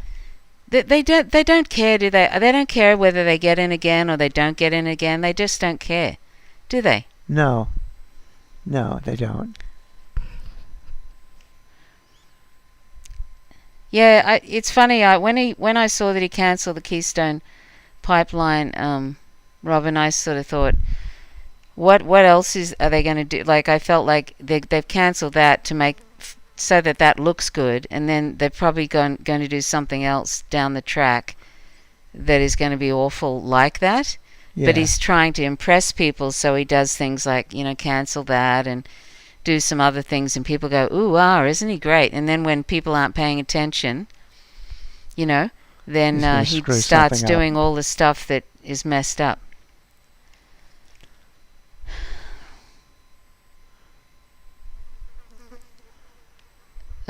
Alex said Trish is exactly right about the Keystone critique.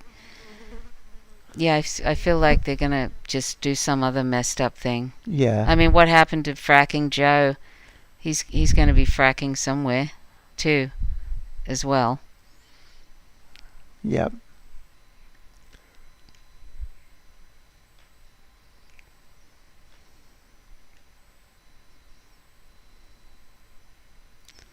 So anyway, Ginny, because you've got your toe is all messed up and your foot, so you're probably not getting around much, I guess. Alex said liberalism is crumbling. Yeah. And Robin said, and just like every good little automaton, Trudeau recognized one. Yeah, really. Oh, Juan Guaido. God. They did that the same here, Isn't Robin. that pathetic? The Labor Party here recognized Juan Guaido as well. They'll change to Lopez now because Guaido is kind of out of favor, but they get a better, more fascistic Scheisskopf in there. Kim said Justin is very charismatic, so people have a hard time believing the criticisms. Exactly, and that worked. Like, it worked well for Obama, and it works well for Justin Trudeau. They get some Those pretty boy charismatic people. It's much better for them than these really awful people. Well, you know, they put in, like, Antony Blinken. Like, he's kind of attractive. Like, for, you know, he's more attractive than Pompeo, right? Antony Blinken, the Secretary of State. Oh, I can hear. I must have flicked my volume on there. Oh no, and you know, I think they get these people too because you sort of think, oh, they're nice looking and they speak really well and they seem really calm. They can't be doing anything bad. Yeah. You know. Yeah. They're going around the world making peace and helping people out and intervening in humanitarian interventions. I mean, what humanitarian would we do? Interventions, what would we do without invasions. the US? Yeah. What would we do without them? The world would be completely chaotic without the US. You a humanitarian intervention. We came in and destroyed all your hospitals, schools, highways, and whatever. But nobody knows any of that. In the name of humanity. Nobody knows any of that information, though. They just think the US is going around keeping the world order. In the world safe. So Ginny says, from dictators, that's right, Trish, lots of resting on the bed. Yeah, that sounds good.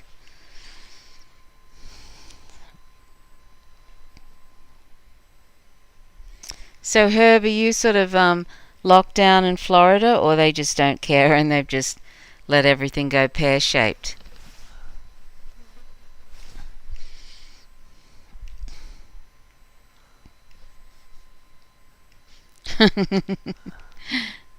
Yeah. Why not? Get to so-called herd immunity, which isn't immunity at all, because you don't build up an immunity with this particular disease. No, you don't. Only very temporarily. Mm. And the thing that got me about the vaccines is they said that, you know, you would have to have a new vaccine every year or something like that because the virus would keep mutating and so on. And I think, well, then it's not a virus that eliminates the disease. You're talking about something which is, you know, going to reduce symptoms or somewhat prevent it, but you're talking about a disease which is going to be there virtually permanently. Yeah, it will really become endemic. Yeah. And quite honestly, if that's the case, I'd rather not have people coming from the US into Australia. Not unless they're going to be in quarantine. Yeah. Has anybody heard about Section 1881A, which is individuals subject to an environmental exposure that the President of the United States can use that Section 1881 and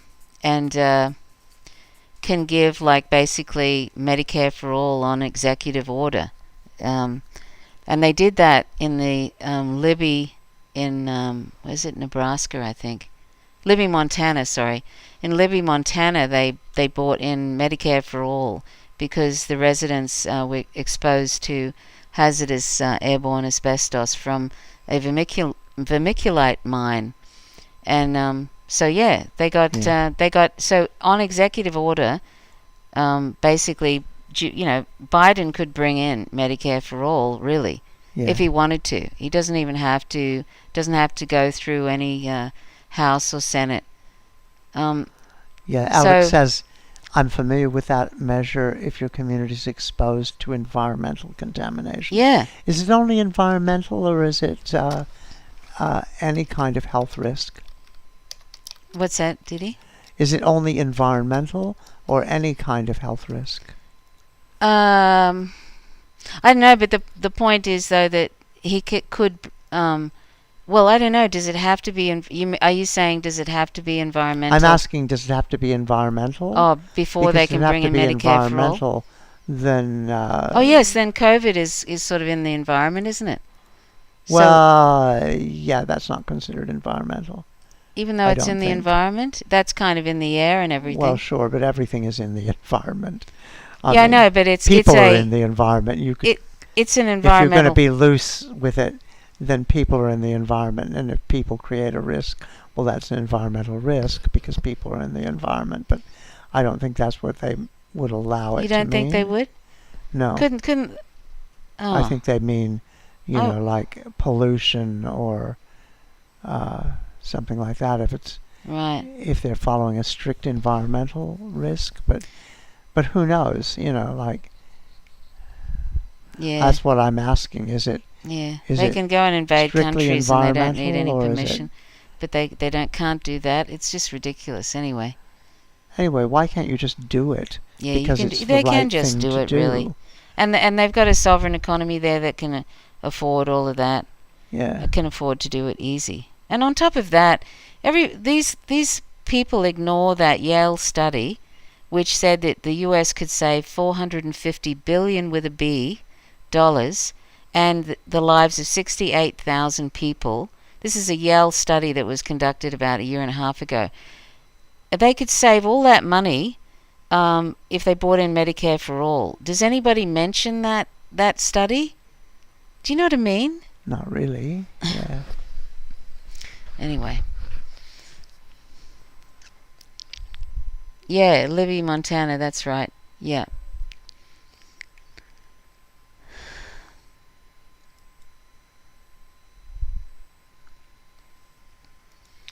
Um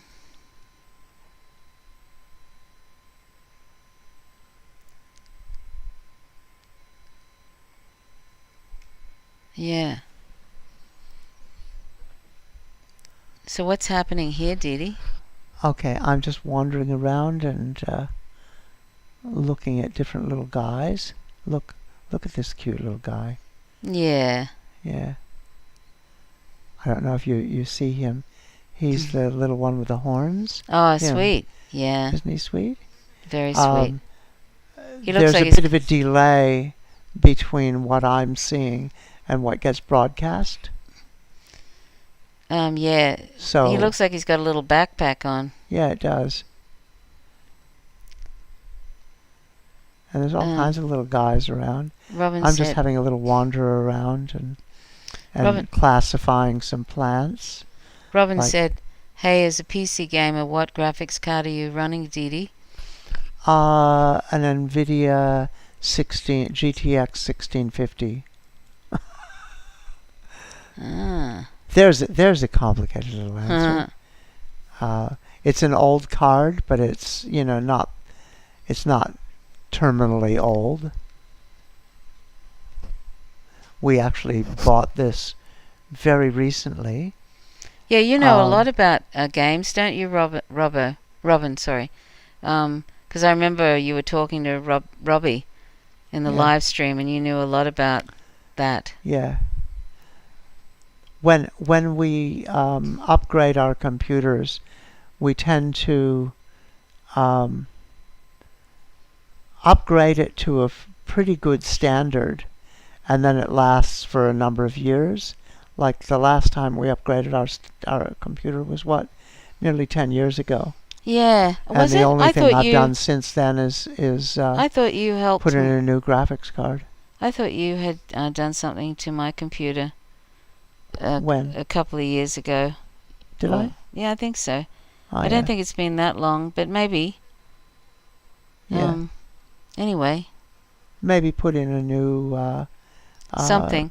memory card or something. Yeah. A new hard drive. So I think I Herb put says an SSD in. Herb says not a lockdown, but social distancing and masks.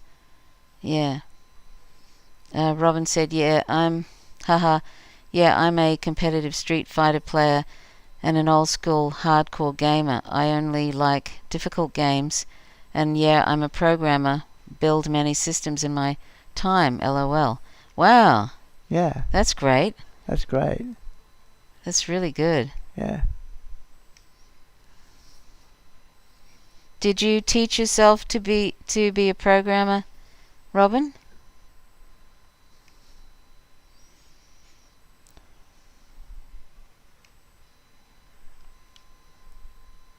I need to stand up for a minute and make some tea. I'm getting a sore behind. Hold on a sec. I've just got to make some tea. I'm too old, I think, to be really good with like the games, the Street Fighter type games. I don't know, all of that thing which really depends on manipulating controls really quickly. I'm not that good at that. So I like games like Morrowind, and this is very peaceful. I like games where I'm not killing too many things. I get a little bit thingy about games where you just go from killing things to killing things to killing things. I think that's one of the things that really discourages me about online games. To keep people interested, they just have gaming, killing all the time. Robin says, I took 2 coding classes in engineering school, but mostly just learned myself online. That's a good one. I think I learned most of my stuff. I did a computer class in the 80s, and learned some Pascal. But everything else I've learned, just doing stuff from the old days. But I mean, my first computer was an Apple IIe, and my next one was an 8086 computer with 2 floppy disk drives.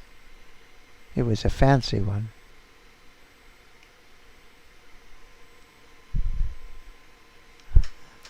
Robin says Pascal. LOL, nice. Yeah.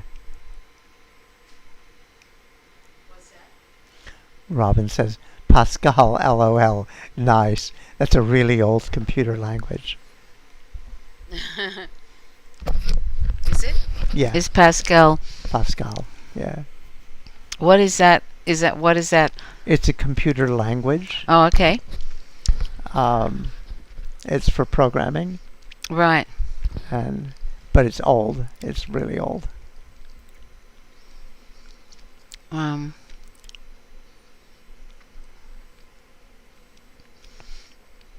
first computer was my dad's old Commodore 64. Ah, yeah. Yeah.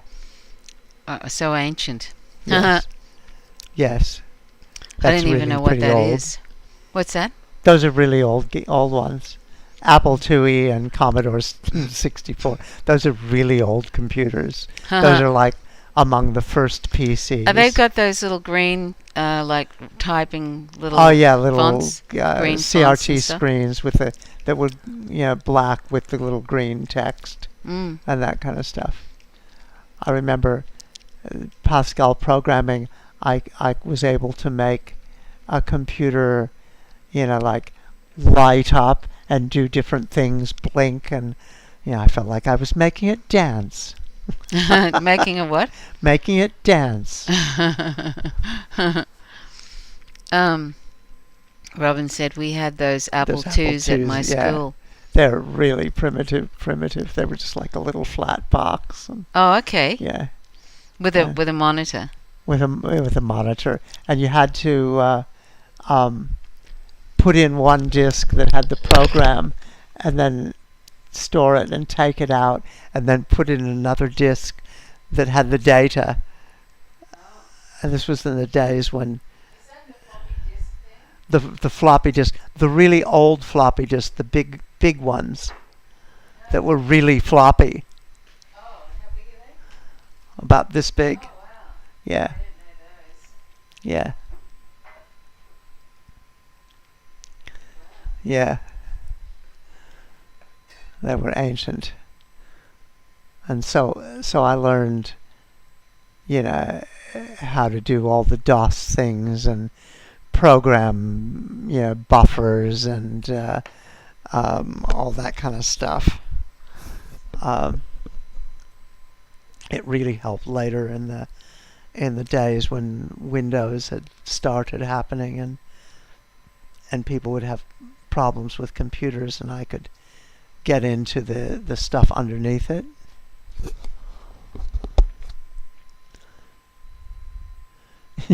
Yes, the disk swapping was outrageous. That's when my second computer was such a fancy one. It was an 8086, and it had 2 floppy disk drives. I could have a program and a data disk at the same time.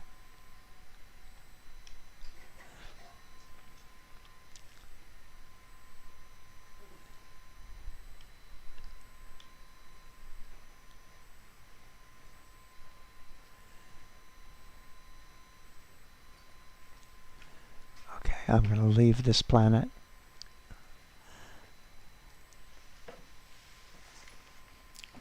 What's fancy, Didi? What? Robin says, I had a computer, an IBM clone computer, that had 2 floppy disk drives. This was before the days of hard drives. And so I could actually have a program in one and a data disk in the other. Oh, and I okay. didn't have to do disk swapping. Oh, okay. So that was really fancy at the time. I remember those little things you used to have to put in. You know how you used to have to put in a little sort of a hard disk thing? Yeah, those were the later hard disks. Those were the 3.5 inch disks. I remember those. Yeah. No, these were the 5.25 or something. Hi, Nandi. Nandi. Come here, sweetie. Nandi.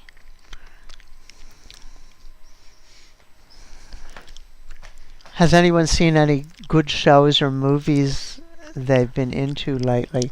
I have to say we haven't watched much of anything lately, have No. we? we just escape into old TV series Yes, or else because life is or too else much watch- for us. The watch reality, reality is too much. Let's see. I actually saw an interesting Turkish film. There's some really interesting stuff from Nollywood, which is the Nigerian film center, and there's been some really good movies from South Africa that are and I saw a good one from Turkey, which was, God, what was its name? But it was kind of mystical one. Nadi's rubbing his face on my Which microphone. old shows? We watched Frasier. We watched Boston Legal. We watched Voyager. We always resort to Voyager, the Star Trek. Yeah, we have to watch Voyager at least once or twice a year. When we're overwhelmed with things, we'll watch Voyager. It's very reassuring.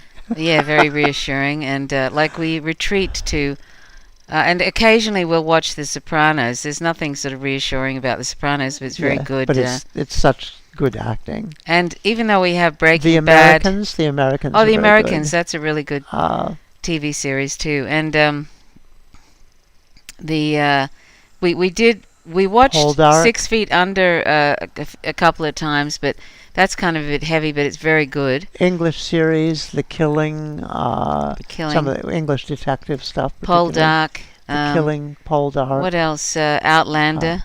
Outlander. The early ones of Outlander. Early ones of Outlander. I couldn't hack them out, the later ones. They're too... Lark Rise to Candleford. Lark Rise to Candleford, Downton Abbey. What else? What else? Like, we love period stuff, like the sort of... we like those old I kind love of... Boston Legal. Yeah. Occasionally we'll watch Roseanne, the first. Yeah, but when she what, went off 8 the deep series? end, that's kind of ruined it for us a Yeah, bit. yeah, Yeah, we have a hard time watching since then. yeah, but that's kind of fun. Oh, one of my favorites is, of course, God, what's the one with Sense8? Yeah, Sense8. Sense8 is my go-to. If I'm really, really depressed, Sense8 is what I watch. Voyager is so awesome. Love Janeway. oh Yes. yeah, really, Yeah.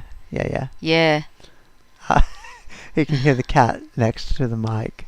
Wasn't Robin? Wasn't oh God, Neelix? Wasn't he an amazing actor in that show? Oh yeah, yeah, He was just so great, and He the was. Doctor.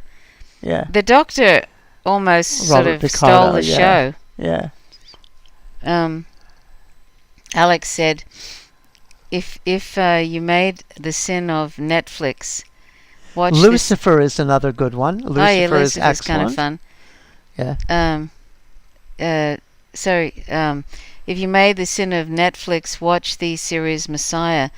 Although if you don't care or know about the Bible, it may not interest. We No, know about the that'd Bible. probably I'm be- not sure how much we care. That could be interesting. Probably interesting. Yeah. Yeah. You know I've what? watched- There was a movie I enjoyed. I think it was called Magdalene with what's his name, Joaquin Phoenix, and his now partner. What's her name?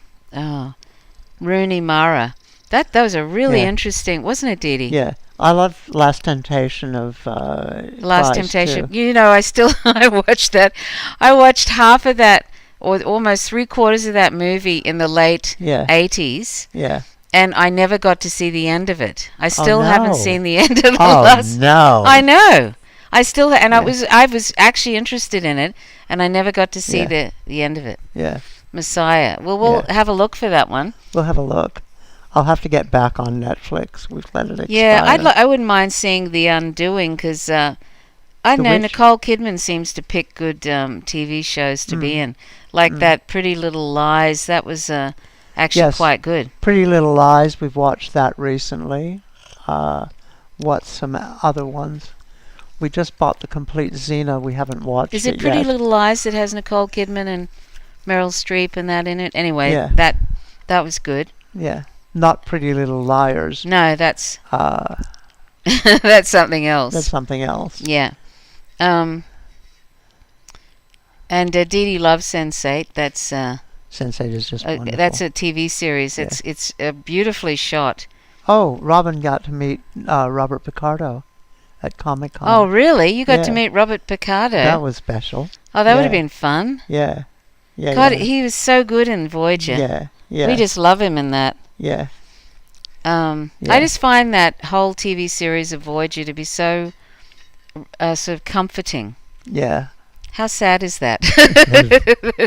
I think it's wonderful. No, I it's think sad like that I need to be comforted because everything is such a shit show. shit show. Yeah. You yeah, know? Yeah. But it's really I find it very comforting. So we both find that comforting, and it's all sort of like kind of positive. Even when things are going awry, they always manage to kind of pull themselves through it. And Yeah. I mean, they should really and truly, they should all be psychologically traumatized for all the things that they go through during that show, isn't it? Yes. Majorly. Like even that the Expanse, where there's nothing but blackness, and Yeah.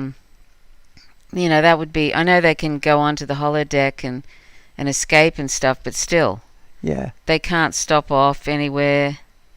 You know, the Necrid Expanse, wasn't it called, Dee Dee? No. It was the Void, I think. Oh, the Void, yeah. The Necrid Expanse was something else. We don't like what they did to, what's that woman's name? Who? Which The one with the blonde hair that they tried to turn into a sex bomb, and you know. Oh, Tess. Tess. Kess. We didn't we didn't like what they did. Yeah, to they tried Kess. to make her into the sex object, Yeah. and it didn't quite work. and so they ended up bringing Jerry Ryan, who was wonderful. Yeah, Jerry Ryan But was great. yeah, it was sort of sad that they And now she's a they mass had murderer. to get rid of, and then, you know, like the thing with Cass when she was able to convert into pure energy and send Voyager Yeah, out of they should have Borg just space. left it. That would have been a wonderful place to leave it. Yeah, But they brought her back in rage, and she was all bloody, stuffed yeah, up. And yeah, and why? yeah. Why did they have to Yeah, do that? exactly. You know? Yeah, exactly. Yeah. They could have just left it nice, but no. Yeah. Robin says, yeah, Rosina and Hercules were sweet, and same with Sinbad. Yeah, I've never seen any of those. I've seen bits of Xena, and I've seen some of Disenchantment. my partner's daughter was a friend of Xena's of Lucy Lawless's body double. My partner's was- daughter. I'm Not mean you, I previous know. ex-partner. I have a daughter I don't know. No, ex-partner. That was, yeah, that was Shrubs. Yeah, yeah. Knew the body double of what? Was it Lucy Lawless's Oh yeah, body double? I like I like Lucy Lawless in Xena because that's Yeah. a kind of a crypto lesbian story, really. Yeah, yeah. I mean, it she was. even kind of is. It was pretty clear, actually. Yeah, yeah. But it was a fun show anyway. I mean, it's all kind of camp, isn't it? Really. Yeah. I haven't seen all of that actually. I've only No, I only, well, I haven't. I've only seen bits and pieces. so what we did, we actually bought the whole series. thing because I've only seen a few shows and I kind of thought it was fun. So we may as thought well we'd watch we it. may as well have another show and see the entire thing. Yeah. Yeah. So let's see. Robin says, "Yeah, Xena was clearly lesbian central." Yes, yes. Yeah. I wish they'd actually. You know what? We also. It would have been we nice wish- if they'd actually. Yeah, had it, her it, as a it would have lesbian. been nice if they'd actually made it that. They could have strung it along with all the tension and stuff if they wanted to, and And then got Gabrielle and Xena together. yeah. Finally. But and another show which on Voyager they really had a kind of a very unacknowledged relationship between Janeway and Seven of Nine, and I did Yeah. it in another a universe lot where of people were really pushing for them to make that explicit. yeah, and They in kept- another universe they would have gotten together, you know, and at the end of it and sort of thing. But no, they had to put her together with someone that she didn't like. I had no problem with Chakotay, but seriously though, He was a nice character, but I mean, yeah. that came out of nowhere. Yeah, that it came out of relationship. nowhere. It was kind of sad because I mean Yeah. she had a really lovely thing going with Seven of Nine. Really. Yeah. Anyway, that's the way it is in the heteronormative world, isn't it, Yeah, Dee Dee? yeah, yeah. Let's see. I'm just trying to. What I'm other going to maybe interesting guess. newer things? Maybe have guess we you were watched? into Highlander too. Alex, yeah, we. Except I've been having trouble watching the most recent shows because I watched that one where they Highlander went 2. to the U.S. and that poor man who was a slave and they ended up killing him because Who's they didn't this? want to give him. Highlander. thinking of That's something. Outlander. I'm thinking of Outlander. Sorry, Highlander. Yes, I've only seen the first Highlander with Christopher Lambert and Sean Connery. And Yeah, that was great, actually. Yeah. That was a really great show. yeah, Highlander.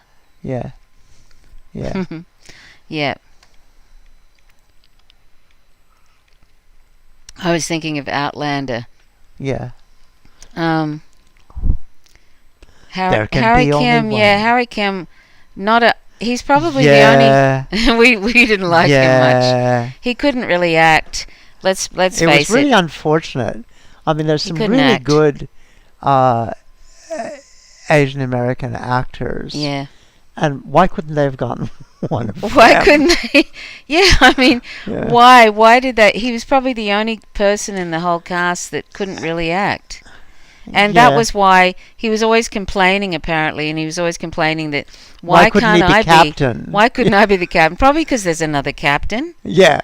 And how do you account for the? Yeah. How can Where are you you turn going? yourself into the captain? Yeah, Yeah. but he was always complaining that he wasn't getting enough, and he got plenty of good roles. And then I think he had a bit of an altercation later on with William Shatner because he said William Shatner was incredibly rude to him. I don't know, he just seems like he complains a lot, and I think that's probably why he's not really doing that much anymore, except doing those, Yeah. going around to the Star Trek conventions and stuff. Roseanne Dawson was great. Do we have a? Oh, well, I only know the Highlander movie. The only one I know of that we had. I don't know if we ever had We it never on had disc. it. We've just No, seen but it. the one is the first one, Yeah. and I don't think I saw the second one. Yeah. Was there a third one? I don't know. Big Love is another one that we watched. Oh yes, Big Off and Love on. with Bill Yeah. Paxton and Chloe Sevigny and Yeah. who else was in there? Jean Triplethorne. Oh, that's a great. I Really was interesting. Yeah, it's really interesting. Big Love. Yeah. All about Mormon polygamy.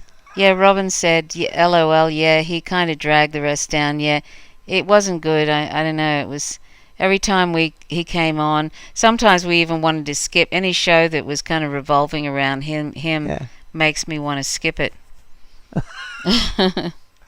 That's sort of sad. Yeah. Where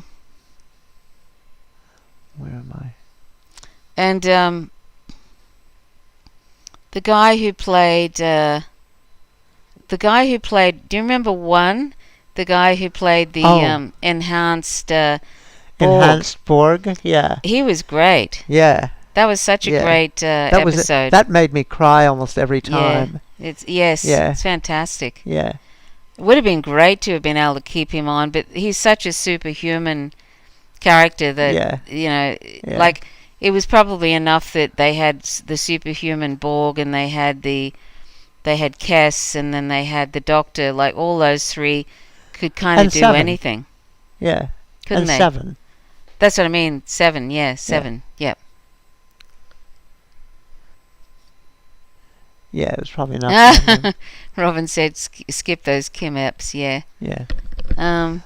The ones Callisto, that we really skipped were the ones with what's his name? That guy who was supposed to be the hologram guy. Didi, I just want to I want to catch up with the comments. Sorry, just hold on to that thought. Okay. Let's see. Robin said, "Good guess. Yeah, Christopher Lambert is sweet." And yeah, Xena is clearly lesbian coded, and Real Politics. Alex said sweet, and Kim said Xena has taught me that New Zealand is the most beautiful place on earth. Yep, it's beautiful, and definitely beautiful. Although Tasmania gives it a run for its money. Yes, it does. Tasmania speak does. Up for our island. Yes. And Kim said, Robin said, yeah, too bad they didn't just come out properly. Yep. And Kim said, Callisto is my favourite villain of all time. I'm not familiar with Callisto. No, well, we haven't seen Xena yet. Oh, okay. No, we haven't seen Xena, the whole thing. I've only seen a few shows of it, so so that'll be kind of fun. We got it, and we intend to see it, but we haven't yet. Yeah. And then, and it wasn't cheap either. Like, I was thinking by now it would be so cheap to buy that, but no. And Robin said Harry Kim also seemed like a gay man. I don't know. He just seemed like a bad actor to me. I don't know. And then, and Alex said there can only be one. Yep. And Robin said, yeah. No, I think I've already. Kim. Robin said to Kim, as a young lad, I had a crush on Callisto. Is Callisto male or female? I don't know. Who is Callisto? A villain. I'll have to look that one up. Oh, you know what's really sad is that the guy, what's his name? Somebody Sorbo, the guy whose last name, he's an actor. His name is Sorbo. Apparently he's a bit of a real tosser in real life. He's a real right wing. and also was spreading unfortunate rumors about about Lucy Lawless. And so anyway, that's kind of sad to find that out, that he wasn't very pleasant. I forget what his first name is, but his last name is Sorbo. Yeah, Kevin Sorbo, that's it. Yeah, what's wrong with him? That's so weird. Anyway, they had an altercation just recently on Twitter, Lucy Lawless and Ken Sorbo, and Ken Sorbo said about the Capitol storming, he said, they're not patriots, and then she kind of was sarcastic back to him and put him in his place, and yeah, so they don't like one another, which kind of, I don't know. I suppose if he's been spreading rumors about you, you wouldn't like him either. And then Alex said Glenn Danzig, also right wing. I don't know, who's that? Yeah.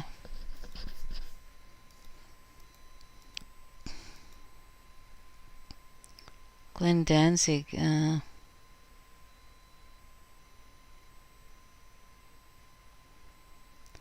Oh yeah.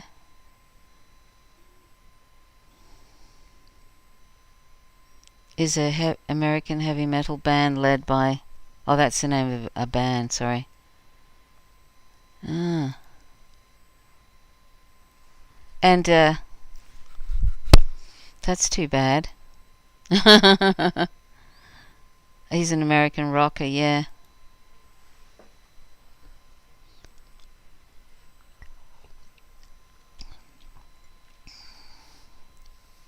Hmm.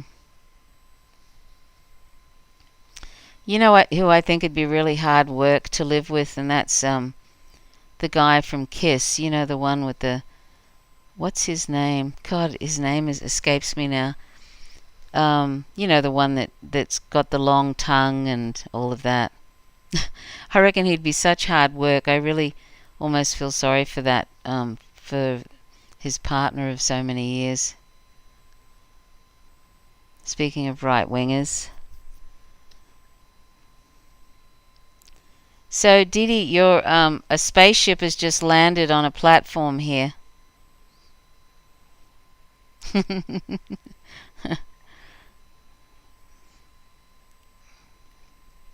Misfits, that's right. I don't know why I brought it up. Wouldn't it be great to have spaceships like this? That you could kind of just go out in the backyard and sort of get into your spaceship and... Oh, yeah, sure, Kim. We're used to that. I mean, most films have got plenty of animal use in them. So, you know, we're used to that. Animal use everywhere. But thanks for the heads up.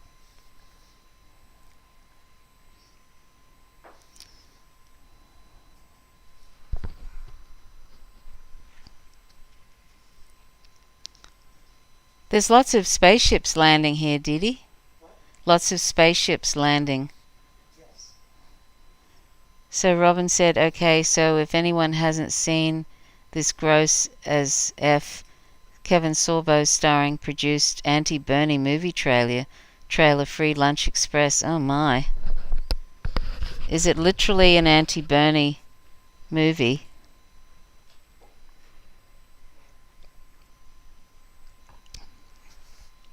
You know, it's awful when you find out, like, for example, James Woods, you know, he's a really good actor, but oh my God, what a right-wing tosser he is.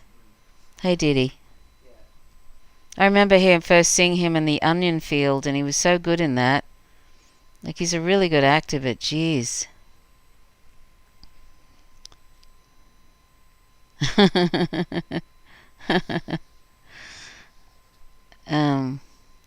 Oh no. Robin says it's fully a parody of Bernie, anti-Semitic, gross right wing. Wow. Oh God. Yeah. Does he actually get much acting work now, Kevin Sorbo? Anyway.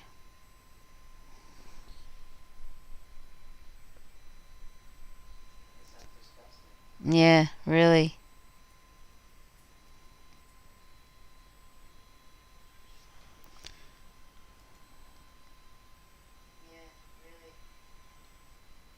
And so the background music isn't too high. Anybody? Like the audio, both our audio, Didi and mine, they're both at the same kind of level. I don't want to be too low or too high or whatever. And then Robin said, sadly narrated by Sir Malcolm McDowell. Oh no. Oh no. Oh jeez. Malcolm McDowell. Oh jeez. I remember first seeing Malcolm McDowell in that movie Time something or other, where he was playing a time traveler or something. So he's sort of a right winger then. Oh, that's gross. God, what a shame.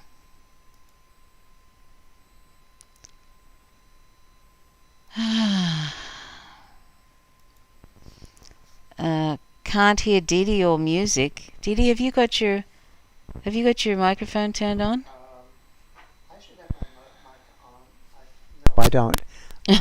I turned it off. I went and got a cup of tea, and thanks for so pointing that out. So I was off. So I'm off just mic. talking to myself here, Didi. Yeah. Well, you were talking. I was in the other room. You were definitely talking to yourself. Yeah. Oh. Let's see. Do I have a? I can't hear the background music. I can't hear the background music either. And I can hear it. I can hear it. I can hear it in my headphones. You can? I just wanted to make sure that everything was at a good level, that the background music wasn't too loud and all that kind of stuff. Oh, I can't hear the background music, so. Oh, I can. Oh, really? Yeah. Wow. And I can hear it on the TV too. I can't hear it on the TV. Well, when I turn it on, I can hear it on the TV. Oh yeah. Okay. Robin said I can't hear background music or Didi's mic. Oh, but Didi might be away from the mic. Okay, so I know what it might be. So anyway, should be able to hear you now. Hang on. I'm going to see if I can adjust OBS. No, Didi. Yeah. It's okay. It's because you were away and they've got a delay. Don't fiddle with the background music. Oh. I don't. No, don't turn it up. Excuse me. I think I can hear it. Well, I can't. Look, I'll show you on the TV. Look. Okay. Watch this. No, I don't hear it. Look, I'll show you. No, maybe that's true. Yeah. Okay. Okay. Oh, okay. So, but just be careful. Don't make it too loud, Didi. I won't. Okay. So. Okay. I heard something. Should be okay now. Alex said I heard something. Okay, so if you wouldn't mind letting us know if the background music's too high, and it'd be good if it's just sort of lower than both of us comfortably. That'd be great.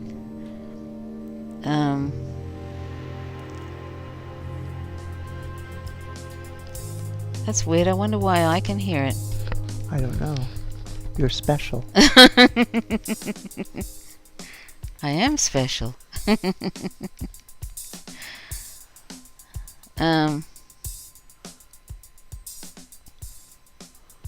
Okay. Sound levels are good for the music as well as Trisha Didi. Good.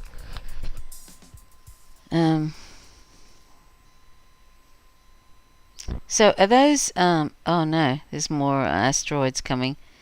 But did I see spaceships in the distance? What? Are they spaceships in the distance? Oh, they're freighters, yeah. Okay. They're freighters and spaceships and frigates and stuff. See? See? Oh, okay.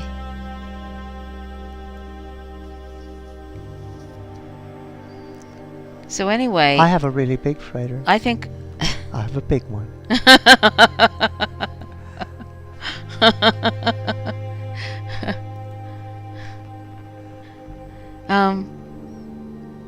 So I thought it was going to rain. But apparently not.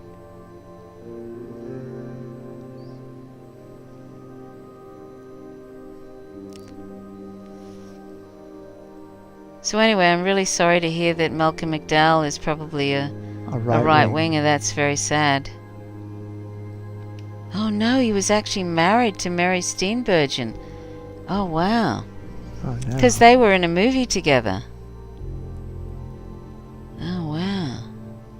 For 10 years. That's my freighter.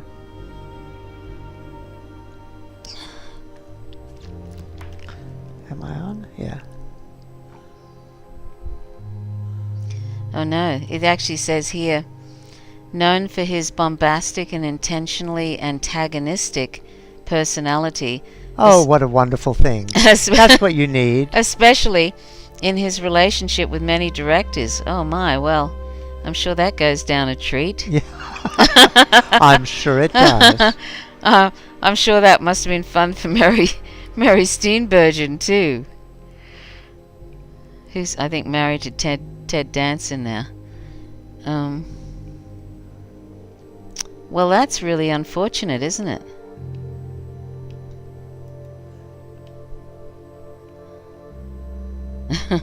He sounds like fun. I tell you what, though, he's got a lot of work. He's got, it must be 1, 2, 3, 4, 5. He's got about almost 10 things in post-production, and 5 in, a few in post-production and a few in pre-production. I mean, he's working. So being a problematic actor isn't stopping him. Yeah. Anyway, you were asking about ships. That's my ship. It's called the Excellence of Diversity. Oh.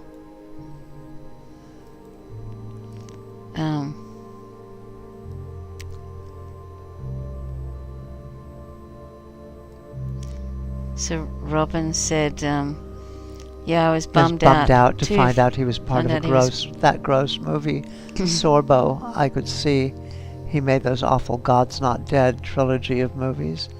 Oh, luckily I didn't see those. So is Tara Toddler and Furious Psyops must have just dropped in for a moment and then he's gone. Yeah. And Bird has kind of popped in and gone. Well, might be there, just lurking. Yeah. Having a cup of tea or something. Matthew, sorry. Robin said, yeah, better to not know about the shoe movies. What's the shoe movies? Those, not shoe, geez. Oh, those movies. What? Robin said, those, not shoe, geez. This is... Thank you for the spell correct. Yeah. The spell incorrect.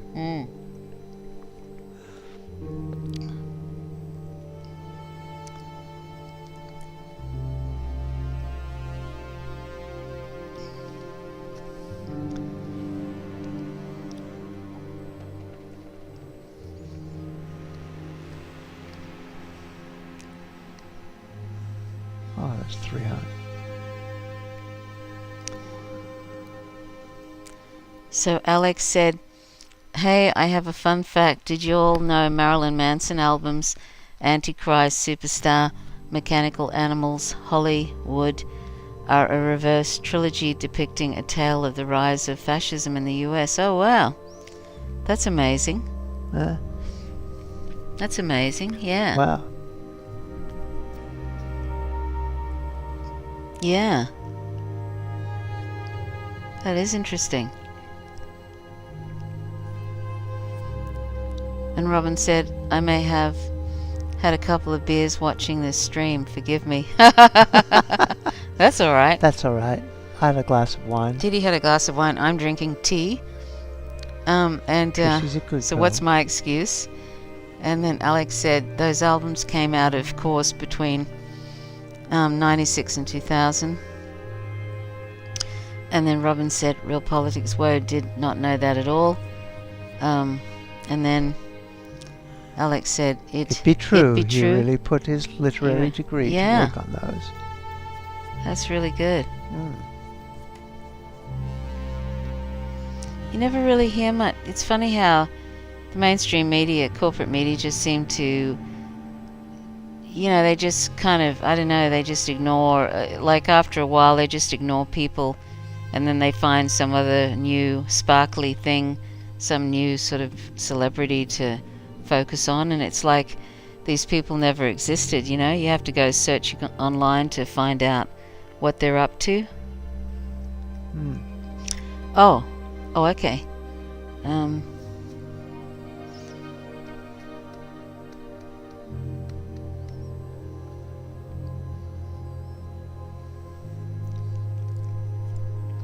So I'd never heard of that trans singer, performer, artist, Sophie, and then I felt really sad because I only 'Cause she's found out died. who she was, and then found out she died, and then I had to listen to some of her music, and it's quite interesting. So that's too bad.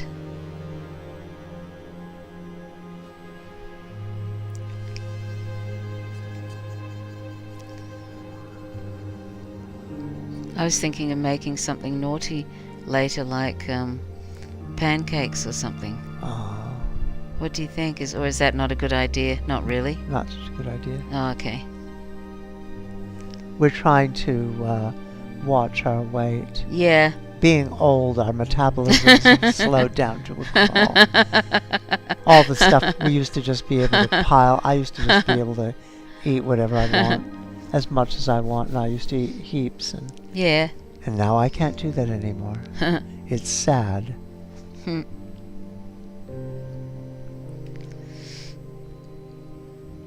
Yeah. Pancakes equals sin. Yeah. Indeed. Huh. Indeed. Pancakes equals sin. Oh, this is a bizarre planet. I've been resisting making a chocolate cake for a while. Yes. We were kind of having too much fun in winter. Yeah. Although I have to say I really liked my... Yes, being vegan, we'd probably definitely agree with that. Alex said, meat and cheese are the mortal sin. We don't eat animal products, but there's so many naughty things you can eat when you're vegan, like naughty, yummy things. Hey, Nandi. Why? Nandi. Why are you shooting at me, you bloody thing? All I've done is scan things.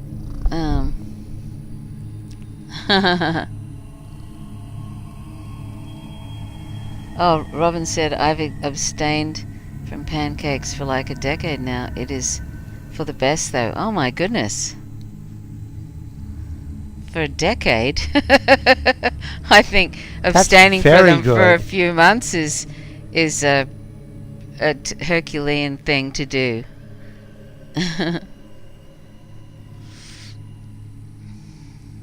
Hey, Nandi.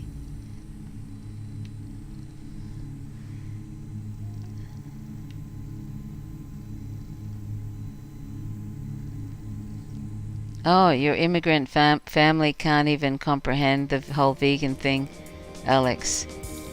Oh, So he says, it's my goal to make your chocolate cake once my foot is healed, Trish. It oh, will be my okay. way of celebrating. Yes, Yes, chocolate cake is Yes. an excellent way of celebrating. yes. It really is quite nice, isn't it, Didi? It Didi is. thinks it's It's the best. really excellent. And Didi's a bit of a connoisseur of chocolate Of cake, chocolate. and stuff. Yeah, but I'm it is quite nice. I have to definitely say, a chocolate fan. I haven't been a fan of chocolate or chocolate cakes, really. And then I sort of worked out how to make something that was pretty good. Hey, Didi. Yeah. And then I became a fan of chocolate cake. Yeah. Yes. um, She became a fan of her own cake. yeah. And it's pretty healthy, you know, like it's a vegan It cake, is. but it Low has fat, oil in it. It's really good. It does have oil in it, but it's you know, it has other good things like wholemeal flour and it has flax seeds in it and stuff. You wouldn't really know that it has flax seeds in it. It has 2 tablespoons of flaxseed in it. Look at these strange rolling balls. So Alex, They're rolling. Alex said, I don't mean to say that they don't comprehend, but that one would choose that. Oh, I see. Yes, they don't understand why one would choose to eat a plant-based diet. Yeah. And where are they from, Alex, if you don't mind me asking? And Robin said, thanks, mostly I am just too lazy to put the effort into anything with anything like dough. Make anything with anything like dough. Oh, but actually pancakes aren't really that difficult, are they? Really? No. You have to have a good crepe pan. Anyway, or frying pan. Robin, if ever you want a good chocolate cake recipe, I have the recipe for you. She has the best. It's a vegan chocolate cake recipe. It's a good one. And Alex says Prussia and East Germany. They came from hell. Oh, okay. Oh yeah. Wow. So I passed through East Germany on a train when the wall was up, and I remember these 2 guards. It was night. It was in the middle of the night, and these 2 guards got on the train to sort of check things out. And then I had my feet up on the thing, you know, because I was really tired, and it was the middle, like it was like in the early morning, like 2 a.m. or something, and they just like kicked my legs off the seat, Didi, on the train. Yeah. And I mean, I wasn't dirtying anything up or anything. They were just being mean. And then when I was in a park in Paris, because I was exhausted, because I'd just gotten off a train, and those policemen came along and kicked my feet to wake me up because I was asleep in the park. Well, sleeping in the park? What kind of hobo were you? Isn't that cruel? Hey, Dan, how are you? Hi, Dan. Isn't that cruel, though? I was just having a sleep. I mean, aren't you allowed to have some sort of a sleep in a park? They wouldn't do that to you in Brisbane. They wouldn't do that to you in Tasmania. They might. No. It depends when. No, if they you wouldn't. If they thought you were homeless, they would probably. No, they wouldn't do that, Didi. They're not like that here. Uh, They don't kick people's feet and make them wake up. I thought they did that everywhere. What's that? I thought they did that pretty much everywhere. No, I don't think so. And let's see. And Kim said pancakes. Oh, sorry, hang on. Alex said that side of my fam was murdered. Oh, I'm really sorry. And starved. Oh, no. So they don't get choosing to deprive oneself. Yes, I see. Oh, Yeah. wow. That's really horrible. terrible. Yeah. I'm sorry about that.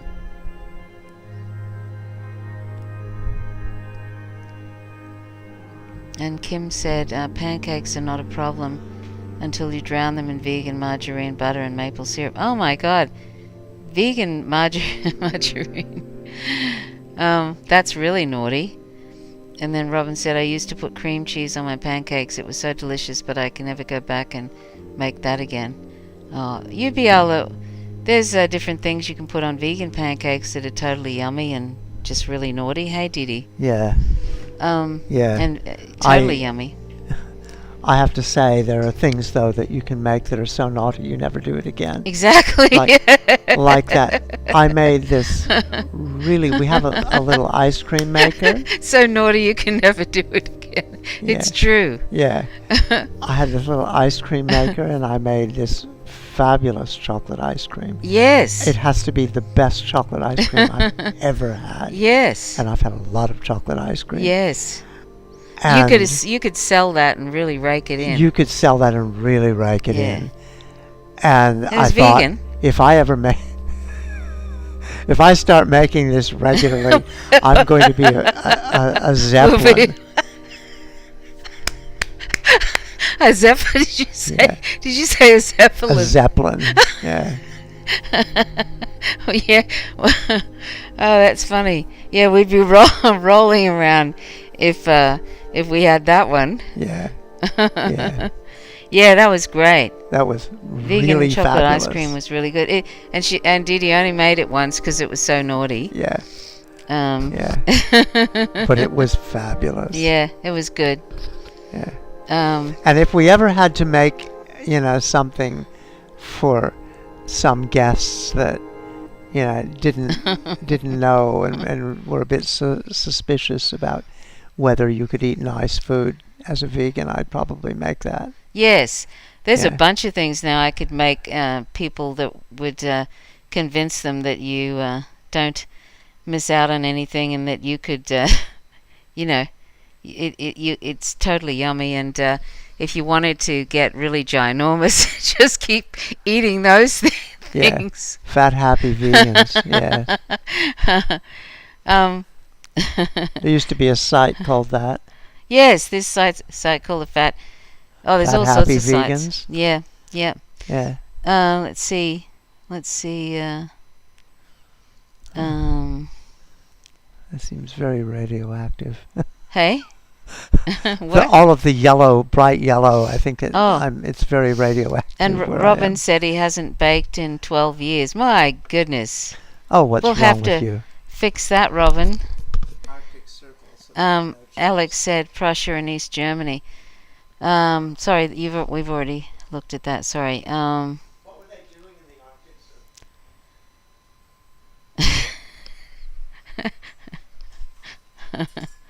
Circle? Let's see.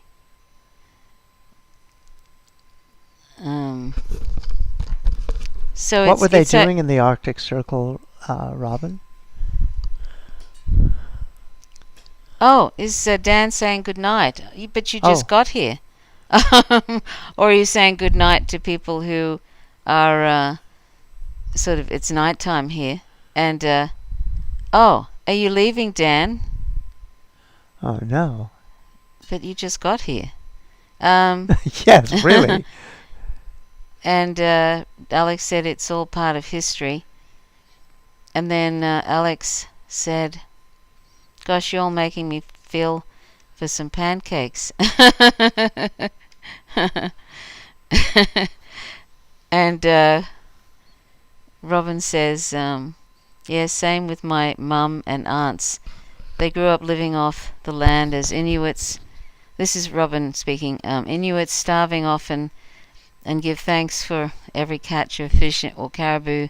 There was no farmland above the Arctic Circle, so they had no choice. Being vegan is far from them. Oh, yeah. Wow, Inuits. Oh, That's really amazing. interesting. Yeah. Oh yes, I was totally. wondering. Inuit is a hard life. That's amazing. Yeah. And then Robin said, I've baked, in quotes, in another way, weed is legal in Canada. Oh, I see. Very good. Oh, yeah. It's not legal here.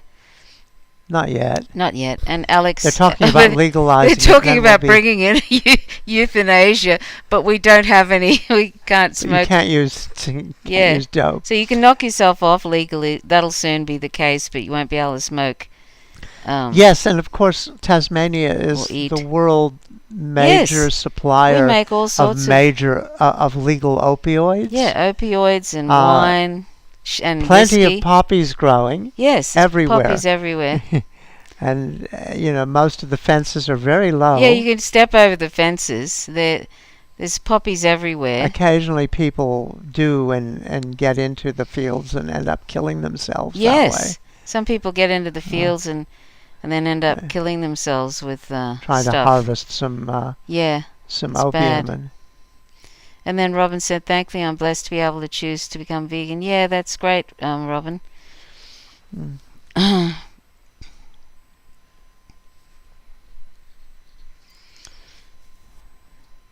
Don't forget, Robin, to check out that nutritionfacts.org. Seriously, it's if you become vegan, because there's no B12 in on fruits and on vegetables anymore, because it's all been cleaned off, and then there's no real B12 in the water anymore because it's been purified. Vegans have to take a B12 supplement. So Yeah. if you can get a cheap, they're just cheap over the counter B12. If you take about 2,500 units of B12 every week, it's very important. Otherwise, homocysteine builds up in your system, and it can lead eventually to strokes. Like, in B12 makes sure that homocysteine doesn't build up in your system. So that's sort of a very important thing that vegans need to know. And then Robin said, "I think we may have lost Kim." Oh, what happened? Oh no. So, sounds like we're in a war zone. I think we may have We lost may have Kim. lost Kim. Yes.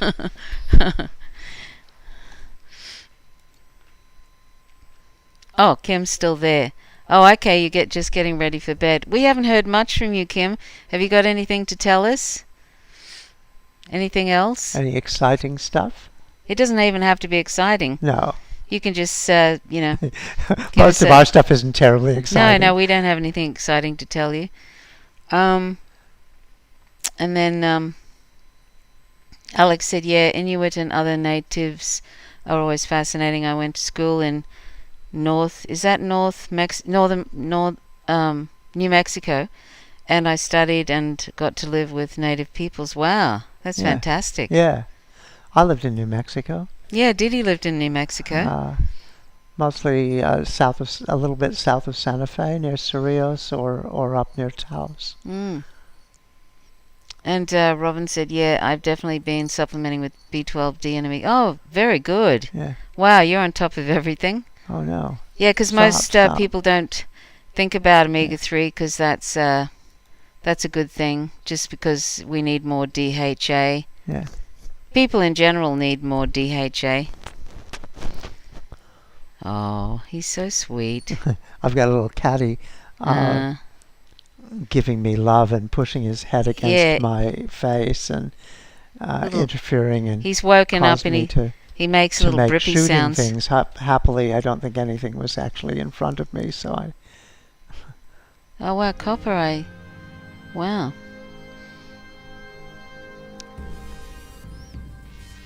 That's interesting. Flax and hemp for DHA.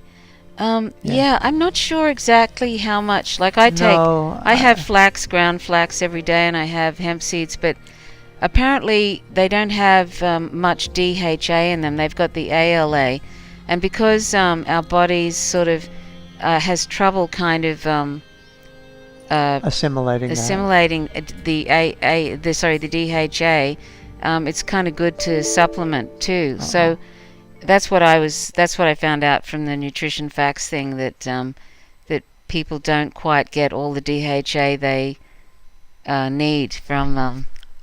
There's something to do with assimilating, is it, Didi? Yeah. I think, yeah.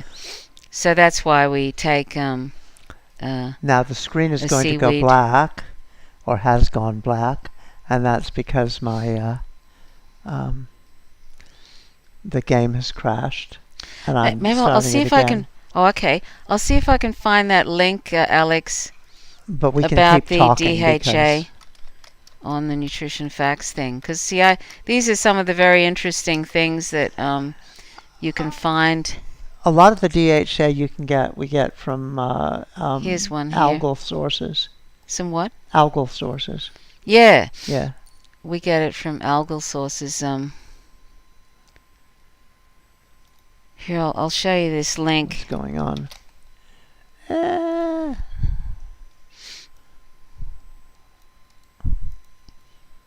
come on. There you go. And then little Um, one. I have a catty interfering.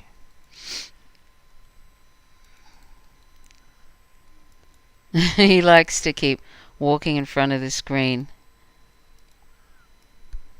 Oh no. Do I have any? Okay.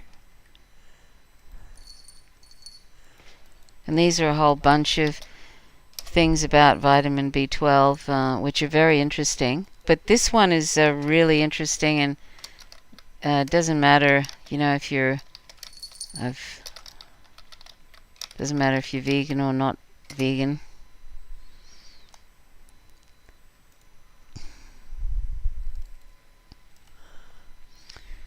Doobie Oh doobie no, No Man's Sky is not responding. doobie doobie. What's that? No Man's Sky is not responding. Oh no. It's Are we not going to working. crash now? What? Are we going to crash, Dee Dee? No, the live stream isn't crashing. Just No Man's Sky is crashing. What can I do? Can I bring Morrowind in? Maybe. Morrowind. Yeah. I might Yeah, try sure. And go If to you think you Morrowind can, instead. if you think you can do Just- that and talk, yeah. So Alex said, so we should supplement. I don't like the contamination from seaweed or seafood. Yeah, well, definitely seafood, but seaweed. I mean, it depends really where you get it from, and that sort of thing. Really, isn't it, Dee Dee? Yeah.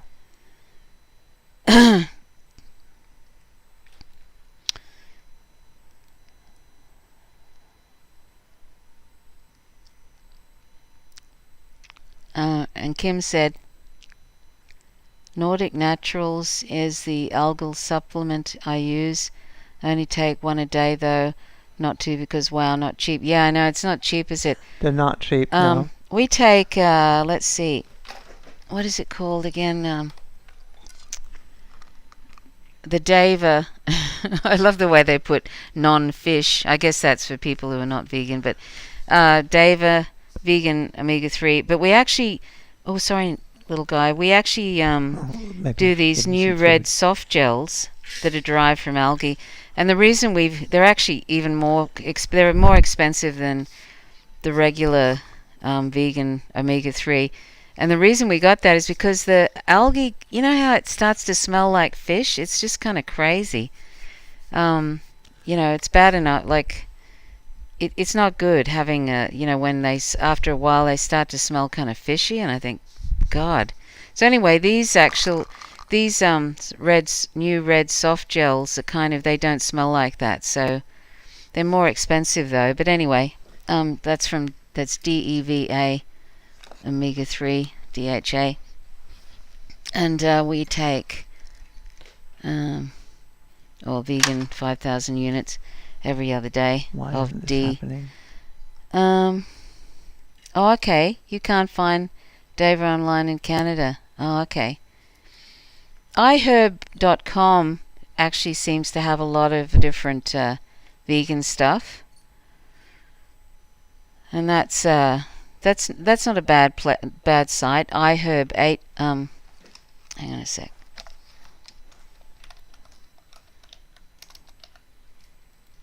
Whoops.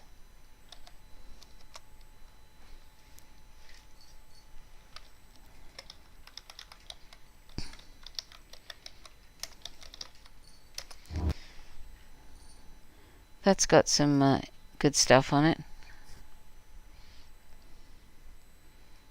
Oh, okay. That's good.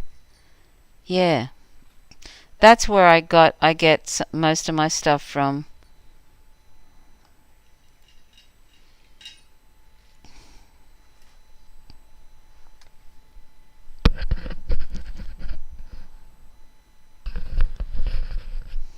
Hey. Hey, Eve.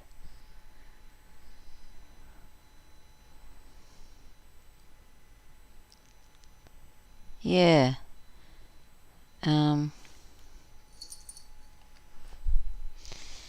And Alex said, yeah, we're that much more wealthy because we don't care.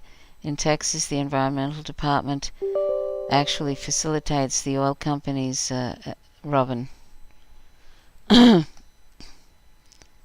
Robin said up earlier, said, "Oh damn, yeah, do whatever you gotta do for water. You'd think in rich America,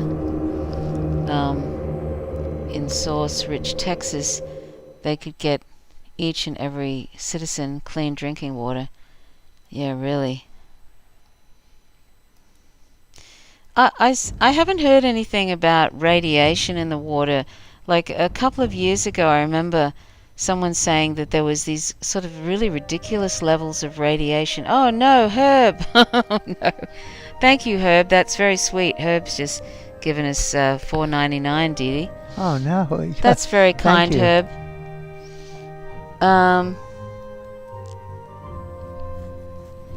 We'll share a coffee on that. Yeah. Hey, Dee Dee. Yeah. That's very nice. Thank you, Herb.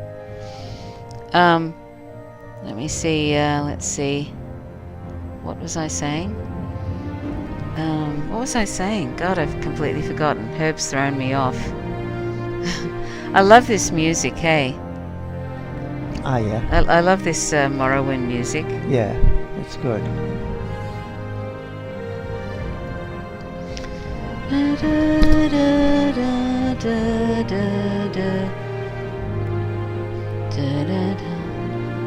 Let's see. Alex said, yeah, of course, same shit everywhere all over the world. And then Herb said, Lucy Lawless, Xena.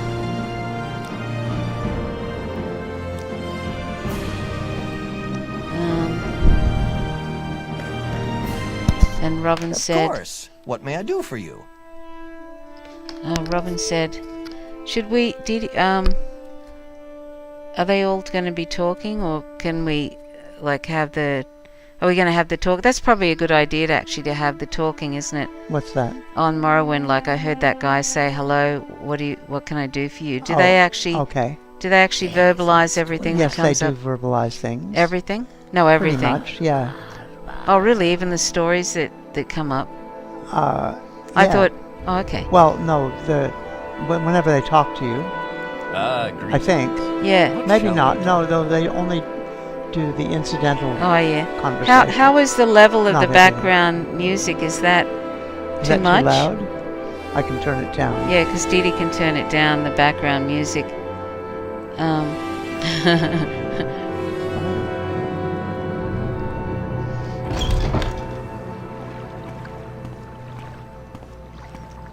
Where are we now? Is this... In Ebonheart.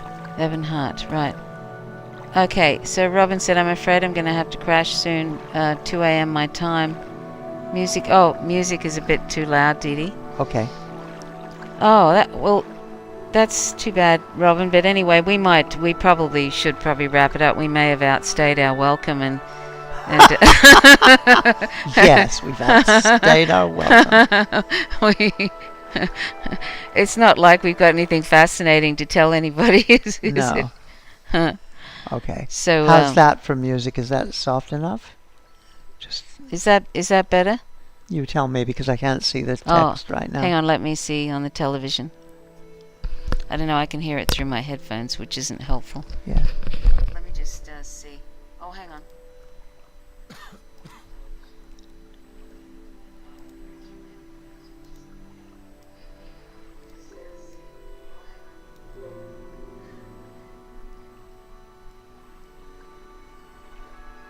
Pull it up a little bit.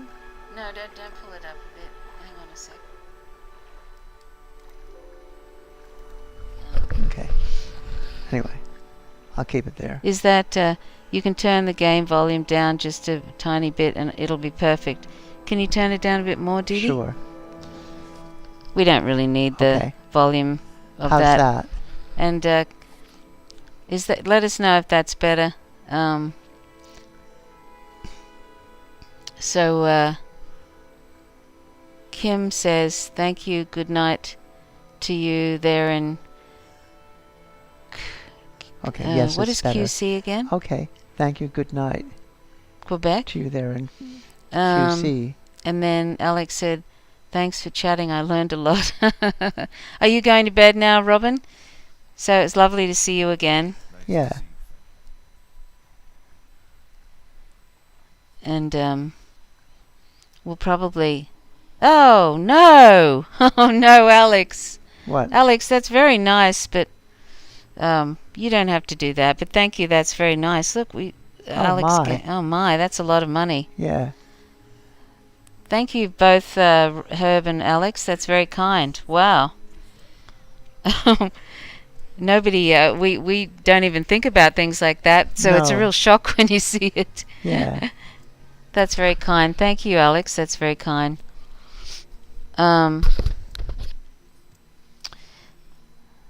Wowza. Let's see.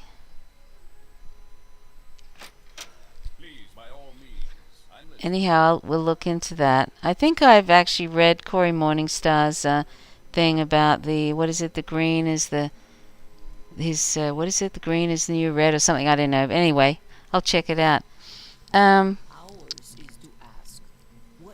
Yes, that's very kind. Oh, no, I don't think we deserve it, but thank you anyway, that's very sweet.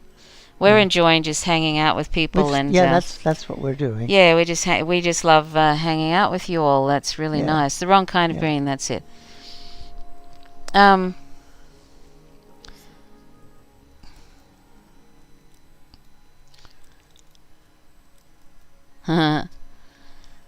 Anyway, that's very sweet. It is. Thank you very much. I love I love this music in this thing. It kind of takes me back to. I actually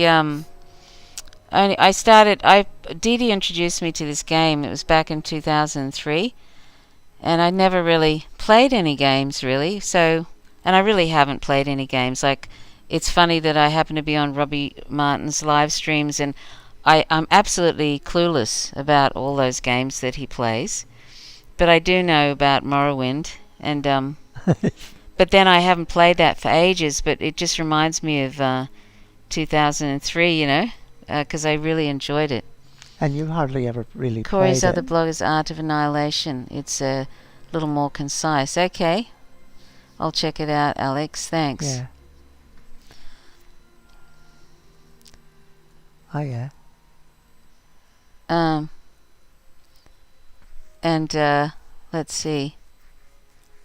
Oh, okay. Robin's going to stick around for a little, but yeah, I'm going to pack it in shortly. Yep.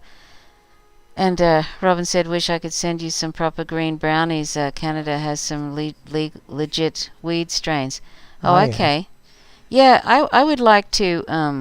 I'd like to have those little edible things, you know, because when I was young, I used to smoke. See, I used to smoke cigarettes when I was young, like in the late 70s and early 80s, which is really bad.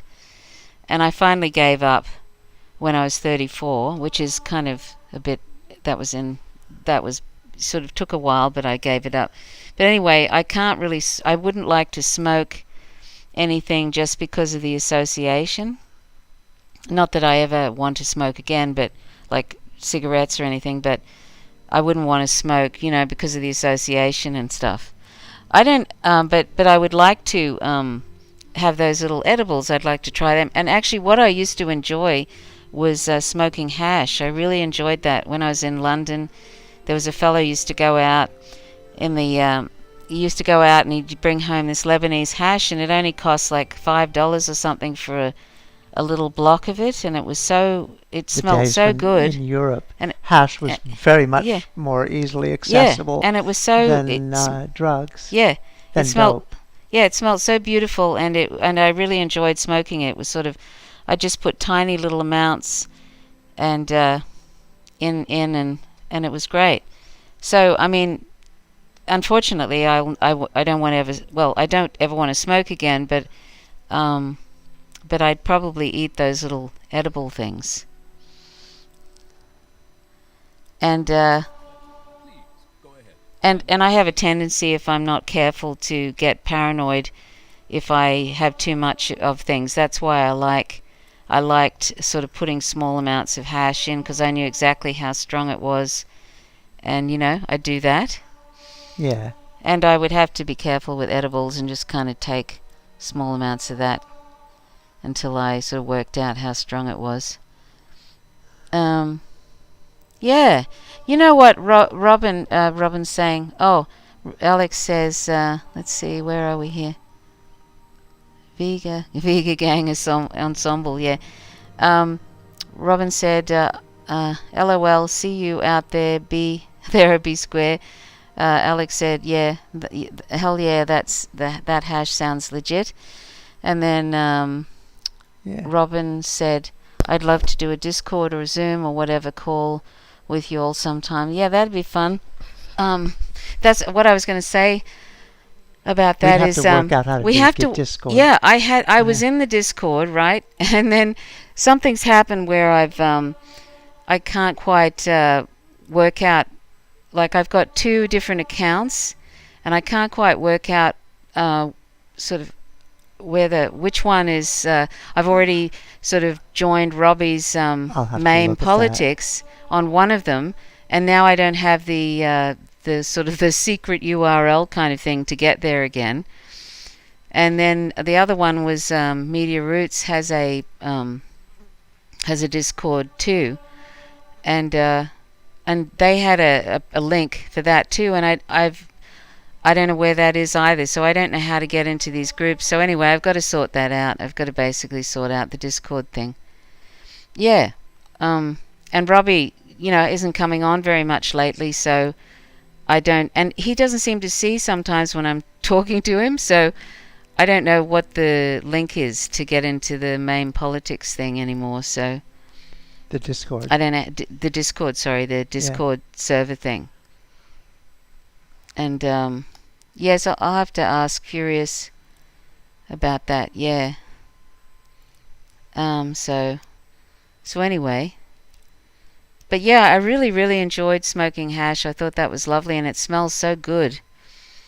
It was actually these two Americans that I met in a hotel in London in '83, and they brought some. They bought some, was it hash that they brought? And we all had a smoke together. I didn't know them. I ended up having a relationship with one of them, this woman. And so that was nice. That's as a side information. Yes. Yes. Anyway. Oh, it's a little loud. Oh, Which are we is a talking little about loud, the voices background? or the background music? Herb?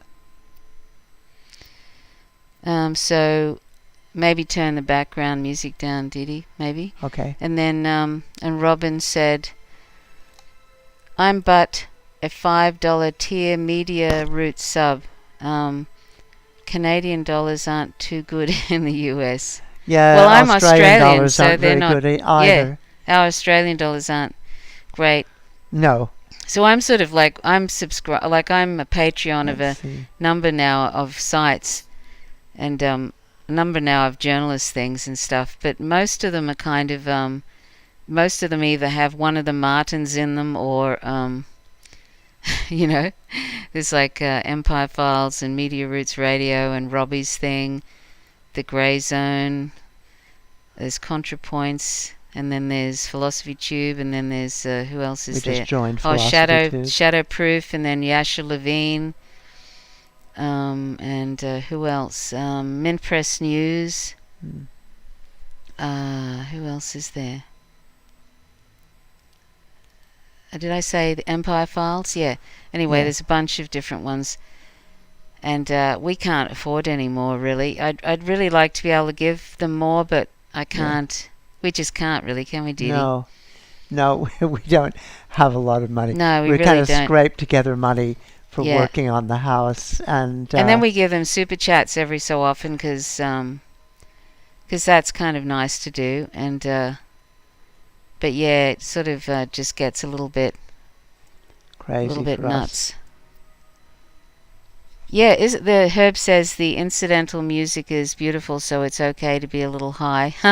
Oh, we're not. I'm not smoking. We can't. We actually. It's like even No, though. I think he means the volume high. Oh, I see. I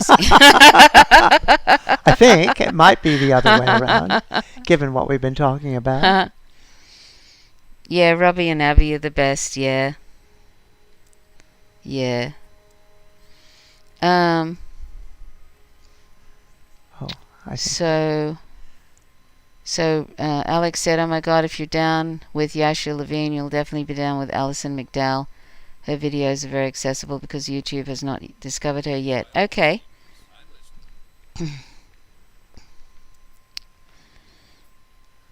um. Yeah, Yasha Levine. I was actually trying to encourage him to start a YouTube channel and sort of do some videos, because he's very good, his commentary, and he's a very serious guy. Sort of, he's really smart, and he knows a lot of stuff. So Yeah. he'd be great actually to do a YouTube thing. So I'm really hoping that he does. And he said he's thinking about that with his partner. I think her name's it's Evgenia or something. I think he's going to be really busy though because his partner's almost about to have a baby. So I don't know how much time he's going to have to be able to do stuff like that. Yeah. You know.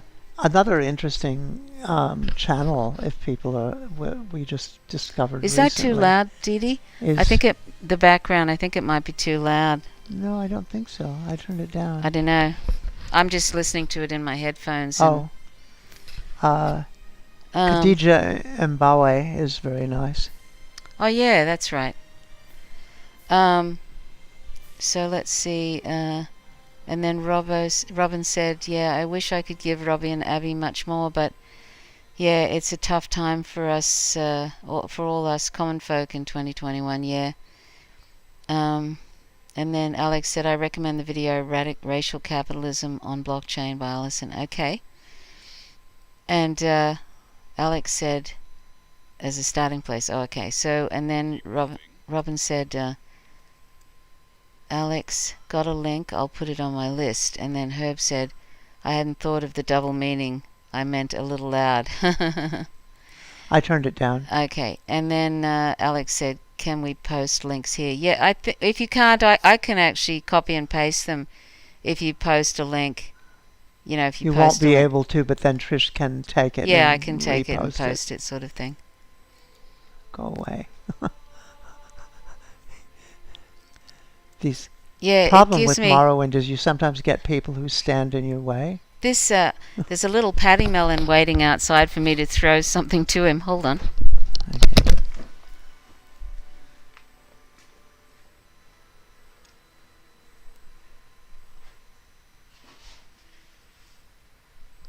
I don't remember that.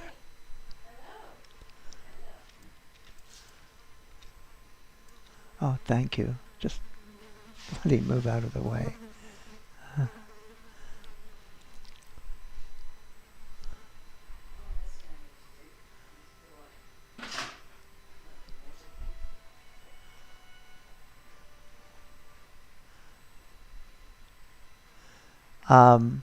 Alex says, I posted a few in Vega's community board somewhere, but her channel is the same name, so it's easy to find. Hey,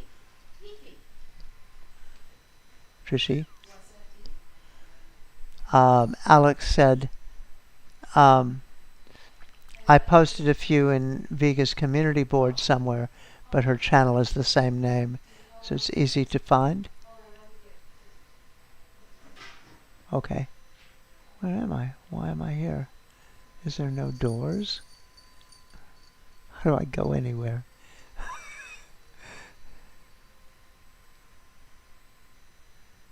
Oh, there was a bridge or something.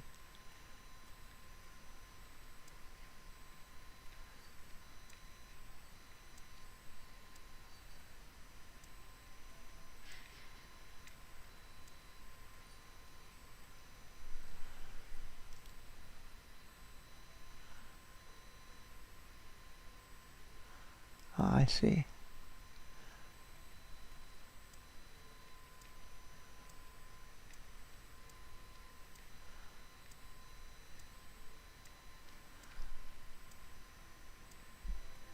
Oh, that's not where I want to go.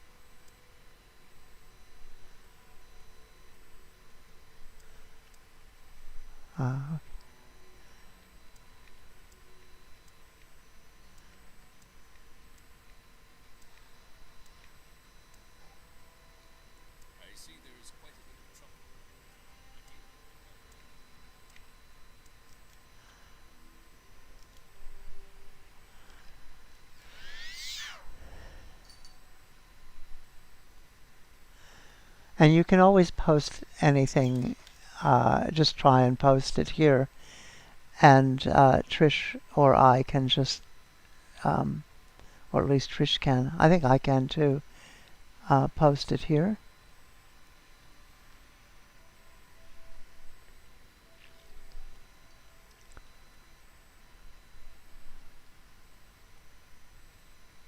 Trish is outside feeding the patermelons.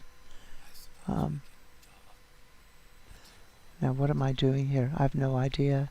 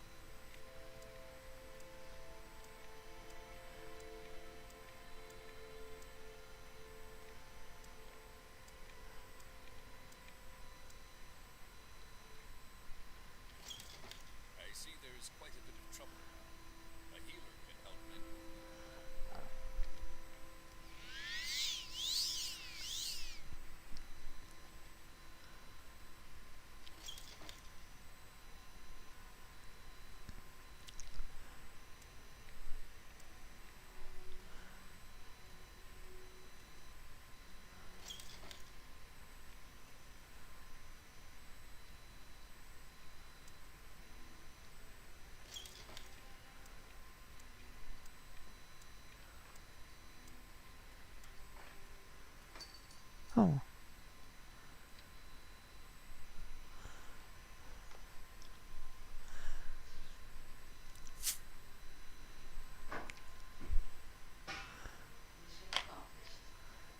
Good. Trish has accomplished her mission.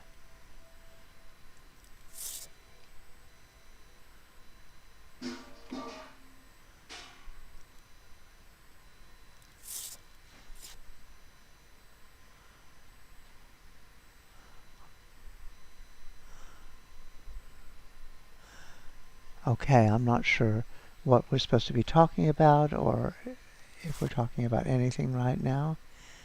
I'm just wandering around. 3 hours ago, Trish sent out an update of this chat. If y'all go to that alert, you'll see my links if YouTube is not censored. Yes, hopefully YouTube doesn't censor everything.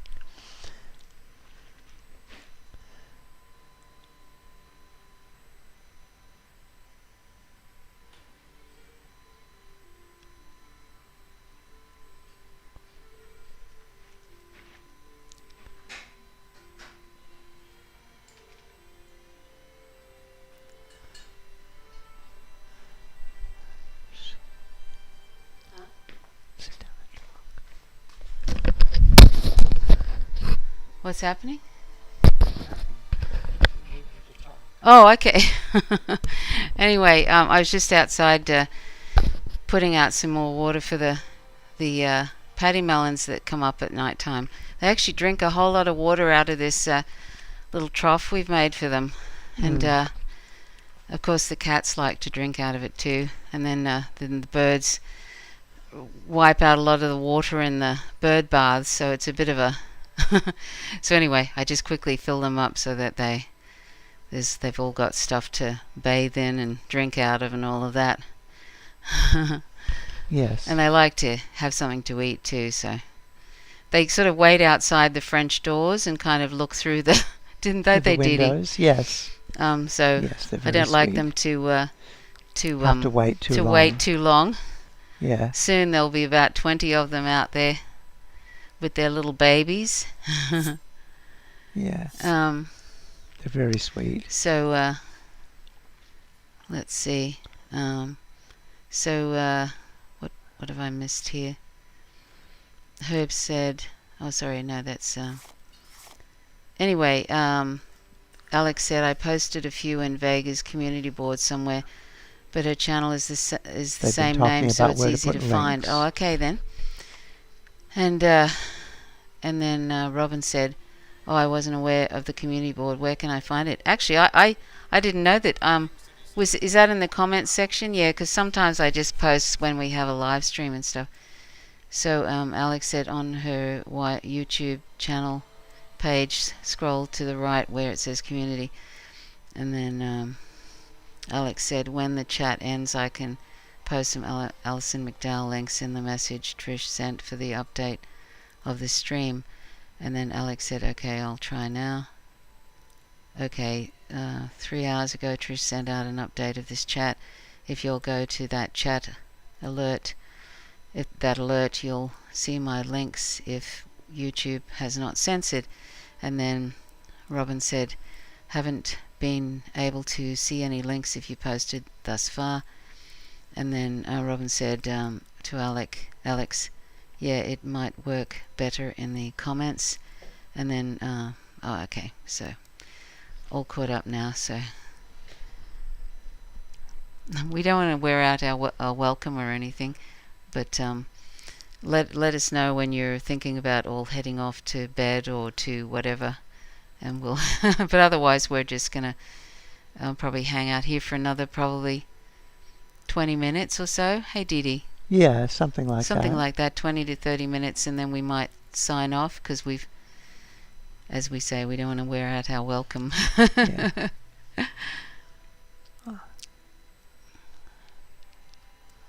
I need to get past this fellow.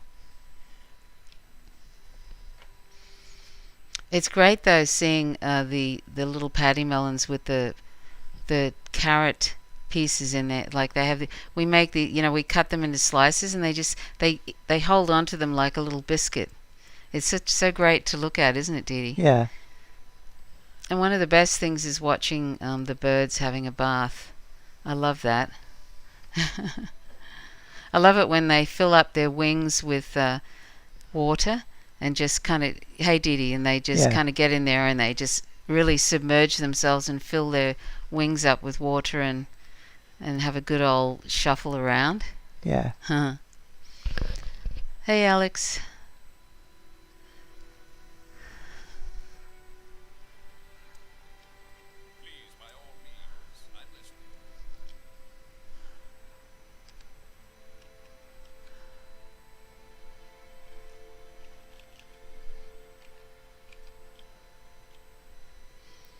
I think Robin says, I think Trish and Dee Dee are going to wrap it up in about 20 minutes or so. Excuse me. I'm just trying to think.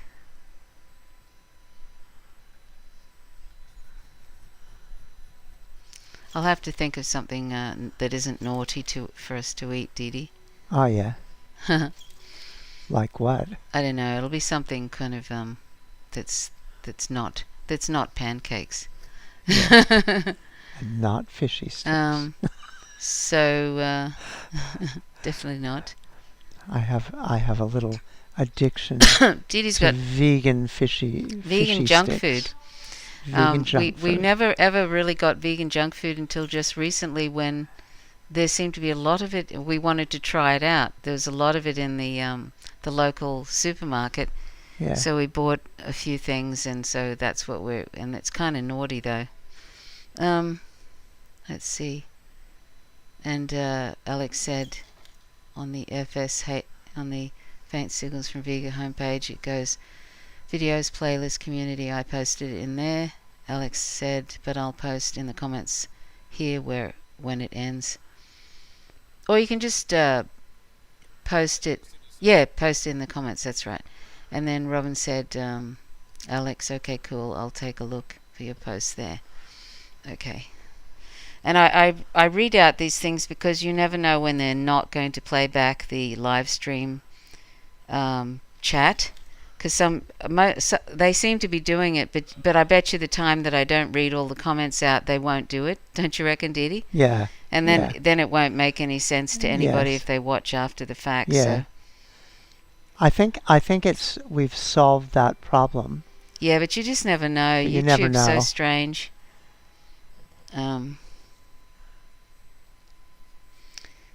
Oh, okay. Is Kim going? Oh, okay. Okay, Kim. Thanks for staying up so late. Yeah. I'm going to have to leave you all. Good night, day, everyone. So lovely to see you again. And give your little cat a kiss for us. Yeah. Yes. Have a lovely evening.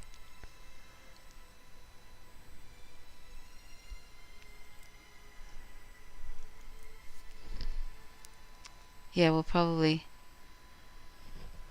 What time is it in the US right now? Let me see. Time. It's, no. 3:40 a.m. So we'll probably wrap it up at 4 a.m. Wow, that's really late to be up. Wowza. Yeah. Yeah. Oh, okay. Oh, okay, so it's almost 3 a.m. in Texas. Okay, so you're like an hour behind the East Coast. I see. Wow, that's really late, isn't it? It is. I don't know about you, but sometimes I get really sort of into staying up late, like, sort of up till like 2 a.m. and 3 a.m. It's a weird thing. It happens sometimes in winter. Hey, Dee Dee. Yeah. In winter, like, and I don't know what that's about, but it's like it gets to be a bit of a pattern, and then I sort of think, well, this isn't any good. And I don't know if anybody else has that in winter. Yes. 3 Oh, a.m. in vegan junk Texas. food recommendations. Well, if you're into faux animal products, there's Yeah, we're not much into we're not those, really into that, but Gardein the- meatballs are oh nice. yeah, the Gardein meatballs thing, the vegan meatballs They're are very actually nice in spag sauce. yes. If you wanted something that's really quick and sort of lacking in nutrition, I think they're probably nutritious in their way. are they? Yeah, they're Okay. probably not quite as nutritious Oh, as okay. like beans or tofu. But Well, yeah, Gardein has that's Gardein. They have these vegan meatballs, and if you just get, if you wanted something that's really quick and you don't want to be making things they're from not scratch, like meat really at all, but they are No. very yummy. they're very yummy. And Mm. there's these, you can buy just like if you don't want to make a pasta sauce, you can just buy a pasta sauce from the supermarket, and you just throw these Gardein meatballs in there and just simmer them away for about 20 minutes or 25 minutes, and then and by that stage your pasta's kind of happening and it's all there. Yeah. And then some nutritional yeast on top, which is really yummy, and there you go. Yeah. So anyway, that's Gardein vegan meatballs. So that's a vegan junk food thing, but like we sort of try to avoid eating that kind of stuff because usually, well, we just do, don't we, Didi? Try to. Yeah. We always try to make things from scratch and stuff. But yeah, that's a kind of a yummy fast thing to make. Yeah. But Gardein has all sorts of different vegan things that you'll probably see when you're in the freezer section. Fries I'm pretty make sure some nice things. Yeah, Fries, Frys. They're actually from South Africa, and they sort of pass things around the world. Yeah. Yeah, because I think all Gardein, as far as I know, Gardein products are vegan. Anyway, it'll have it on the pack. I mean, you've really got to look anyway at the ingredients on things anyhow, because some things that are accidentally vegan, they can change. They can sort of change the ingredients and stuff. And Gardein's not accidentally vegan, but I mean, yeah. So, let's see.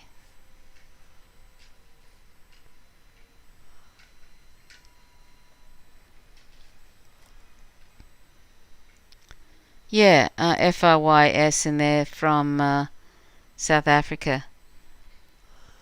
And if ever you, need any sort of, if ever you want to ask questions, Robin, about anything, like what to make, like a kind of a menu thing or anything, I'm always happy, to help with that if you want, because I know Yeah. sometimes in the beginning, it's sort of it can be a little bit like, oh, what do I make, and what kind of things would be good to yummy. incorporate in my diet and stuff. And sometimes, like, it took a while for me to actually think about beans and lentils, and now there's so many things you can do with them, but they're just so incredibly good for you, and they're so yummy.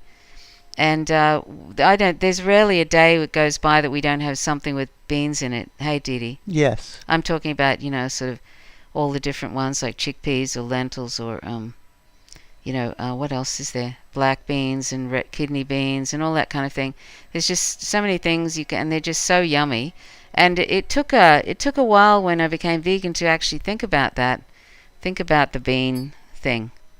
Yeah. We had all these other things, but yeah. And now I can make these really good curries, so yeah.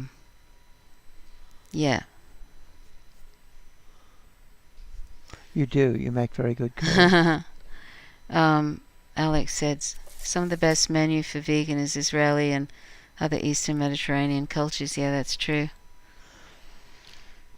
Yeah. Yes, unfortunately in Israel they've got, well, it's good that they've got a lot of vegan stuff there. It's actually quite a vegan friendly state, but then you've got all this other awful stuff going on, so it's really, Yes, unfortunately. yeah. And they kind of use that vegan thing to kind of make people think that they're really progressive there. Like also the LGBT stuff, they kind of use that to make people think that Israel must be really progressive and really kind of lefty and stuff like that. And they're not. It's a bit of a smokescreen, really. Yeah. But actually, there's a lot of vegan stuff there. Vegan imperialists, yeah. Apartheid vegans.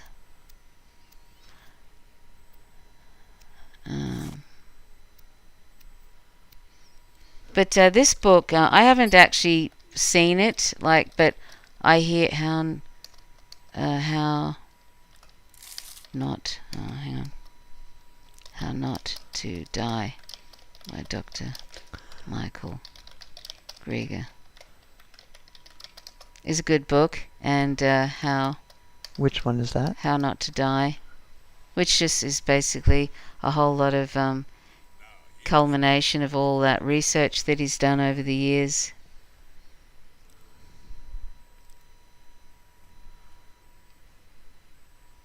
It's such lovely music, isn't it, with all the beautiful harp and stuff like that. Yeah. Makes me want to play it, actually, Yeah? Yeah, well, not right now, but I mean, just hearing the music makes me want to play it. Oh, yeah.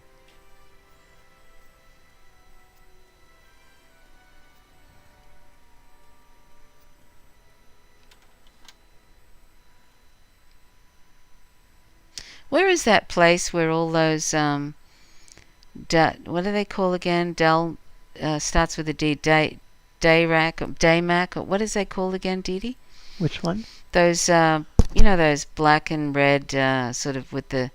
It starts with a D. Not Daesh, but you know what I mean. No. Maybe I've got Black that and wrong. red what? Black and red people. They're sort of. They're really kind of a bit vicious, and they go at you with swords and things. You know the ones? No. I don't know what you're talking about. Yeah, you remember how you... the Dremora. That's it. Yeah, Yeah, those... the Daedra. Daedra, that's it. Yeah. Yeah, well, there's that place where you go down, and it's got... there's somebody who's basically there, and you have a fight with them, and then you get the sword from them. They've got some really good swords and armor. Yeah. Where is that place? Basically, it's any Daedric shrine. Oh, hang on a sec, darling. Yeah. Alex, yeah, I've mentioned Mick the Vegan, yeah. I have mentioned him. I don't mention him all the time. Why don't I mention him? I usually don't mention another cite other vegan channels. other vegan channels, just because I don't really know what they've said in the past, and I don't know what they're going to say in the future, and I don't know if they promote happy animal slavery or anything, you know, like humane I think Mick the animal Vegan stuff. is pretty good. But I don't think he does. I don't think I've never noticed that he promotes humane animal products, because, you know, as you would know, there's no such thing as that. And even if there were, it would still be wrong. That's if I add that on. Yeah. His page is almost like a frequently asked questions about veganism. So you may want to check that out, Robin, Mick the Vegan, because a lot of all the different things that he has posted, it's like a huge frequently asked questions about all sorts of things, and he's done like a, is it a master's in public health or something, and so anyway. Yeah. But I he's mean, pretty you know, good. veganism is an ethical position, so it's not really about health or anything. But the only reason I'm talking about health and diet is because, you know, when you're new to it, there's things that it's good to know, and it just helps. It just saves a lot of time if you don't have to be kind of, you know, searching around for stuff and everything. And, you know, it helps if someone knows a good site, and that's why I mention Nutrition Facts. Not that I'm saying I endorse everything that he says on there. Like, it's not a vegan site, it's a plant-based nutrition site. But sometimes he'll sort of promote the idea that using honey is okay, which I don't see as okay at all, because No. it's taking a product from bees that's, you know, they travel like 15,000 miles to get 1 teaspoon of honey or Mexi something. is good. I like Mexi. Um, What I've heard of her. I haven't no, followed her a lot. I but- don't think so. Not for veganism. I don't know. No? She's sort of, well, I don't know. That time we tuned in and it was a bit all over the place. But I don't know. I don't know anything about her really, so I can't really say. But She's- anyway, She's got some good leftist content. all right. But Mick the Vegan definitely Yeah. is, I think, a good one. Let me see. Mick the Vegan. Yeah. Um, She's into land conservation. She has a doctorate. yeah, as long as she's talking about the ethical reasons to be vegan, then that's good, you know. And she's not promoting happy animal slavery or anything. Or gradualism, incrementalism. Yeah. Yeah. Yes, no animal welfare nonsense, as long as she's not doing that. So anyway, that's Mick the Vegan, if Robin's still there. And I've got my own podcast, actually, which is howtogovegan.org. Which is very good. Howtogovegan.org. My vegan resource in podcast form. So I think that's pretty good, don't you, Didi? Yeah, I think it's excellent. So that's mostly about the ethics of being vegan, which is what veganism is. And so, if I don't know if Robin's still there.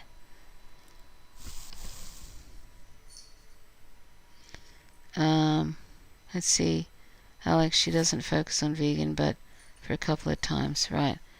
Alex, vegan food, particularly in supermarket, is usually priced different. Yeah, it is. That's right. And that's where it gets that unfortunate label of being elitist and all that kind of stuff, because people think that you have to go to the supermarket to buy expensive vegan products, but you don't. You don't. I mean, you don't have to buy pre-made commercial products at all to be vegan. We've only recently started Yeah. having vegan. Yeah, there weren't we any just wanted vegan to try them products. out because we noticed suddenly there was more and more of them in the Yeah. thing. I mean, mostly we've been cooking things that are based on Latin American food, Yeah, Middle Eastern and North African food. Yeah. I really like Turkish cuisine, and there's some fabulous vegan or veganizable stuff. There's Indian food. yeah, I make a really nice Thai pad Thai, yeah, and yeah. We really like you can curries do, and Japanese food. I mean, there's Yeah. almost every so-called ethnic food is actually easily made vegan because it's based on people who don't have access to a lot of meat because it's expensive. what's that? Most sorry. ethnic Oh, food, yes, so-called exactly. ethnic food. Yeah. Mm. Mm. Yeah. So let's see. Yeah, that's what is it? And Alex said Anarchist Rapper has some good podcasts on veganism. Oh, okay then. I've never heard of them. And shit, that We'll sounds have to awesome. look into And some of then those. Alex said, but those vegan videos are really in depth in the thing, I guess. She definitely takes a position, yeah. Yeah, but that is one site that I do mention, Alex, sometimes is Mick the Vegan, because I mean he puts a lot of work into those videos, and they're, you know, I don't know, it's amazing how many sort of frequently asked questions he's addressed, and some that you'd never even think of, and also when somebody says, oh, I'm an ex-vegan because yada yada, you know, and he addresses that, all that kind of thing, you know. I'm allergic to meat. What do I do? I'm sorry, allergic to plants. That kind of stuff. He's just about covered everything. Yeah. So I should really. Anyway, Dee Dee, we might wrap it up here, Okay. Dee Dee, because it's getting on. yeah, getting on. So anyway, well, it's been absolutely lovely to see everybody, and I don't know where Furious went. He went he ages popped in ago, and then he went. I think. Did he say goodbye? I don't know. But anyway, I can't see it, so I don't know. and Tara Toddler and Bird, Matthew, and Kim. If Kim's still there. I think Anyway, Kim's gone. Oh, okay. So anyway, it's lovely talking to you, Robin and Alex and Alex. Herb, and anybody else who might be lurking. Yeah. Because there seems like there might be people lurking. And thanks very much, Alex, for that kind donation. That's so sweet of you. And thanks, Herb, for that kind donation. That's really lovely. Yeah. And I don't think there's any. Is there anybody else I missed out on? Oh, and Dan. Nice to see you, Dan, even though you weren't around for very long. And Ginny. Ginny's gone. So nice. If you're listening back to this, Ginny, I hope your foot gets better soon. Yeah. And I think that's all really. So anyway, we better close it up then. Yeah. Okay, well have a lovely rest sleep and a lovely day tomorrow, and stay safe and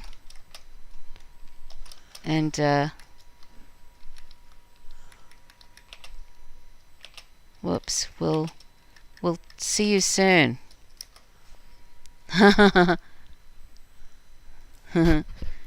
Bye-bye, Herb. Bye. Stay safe.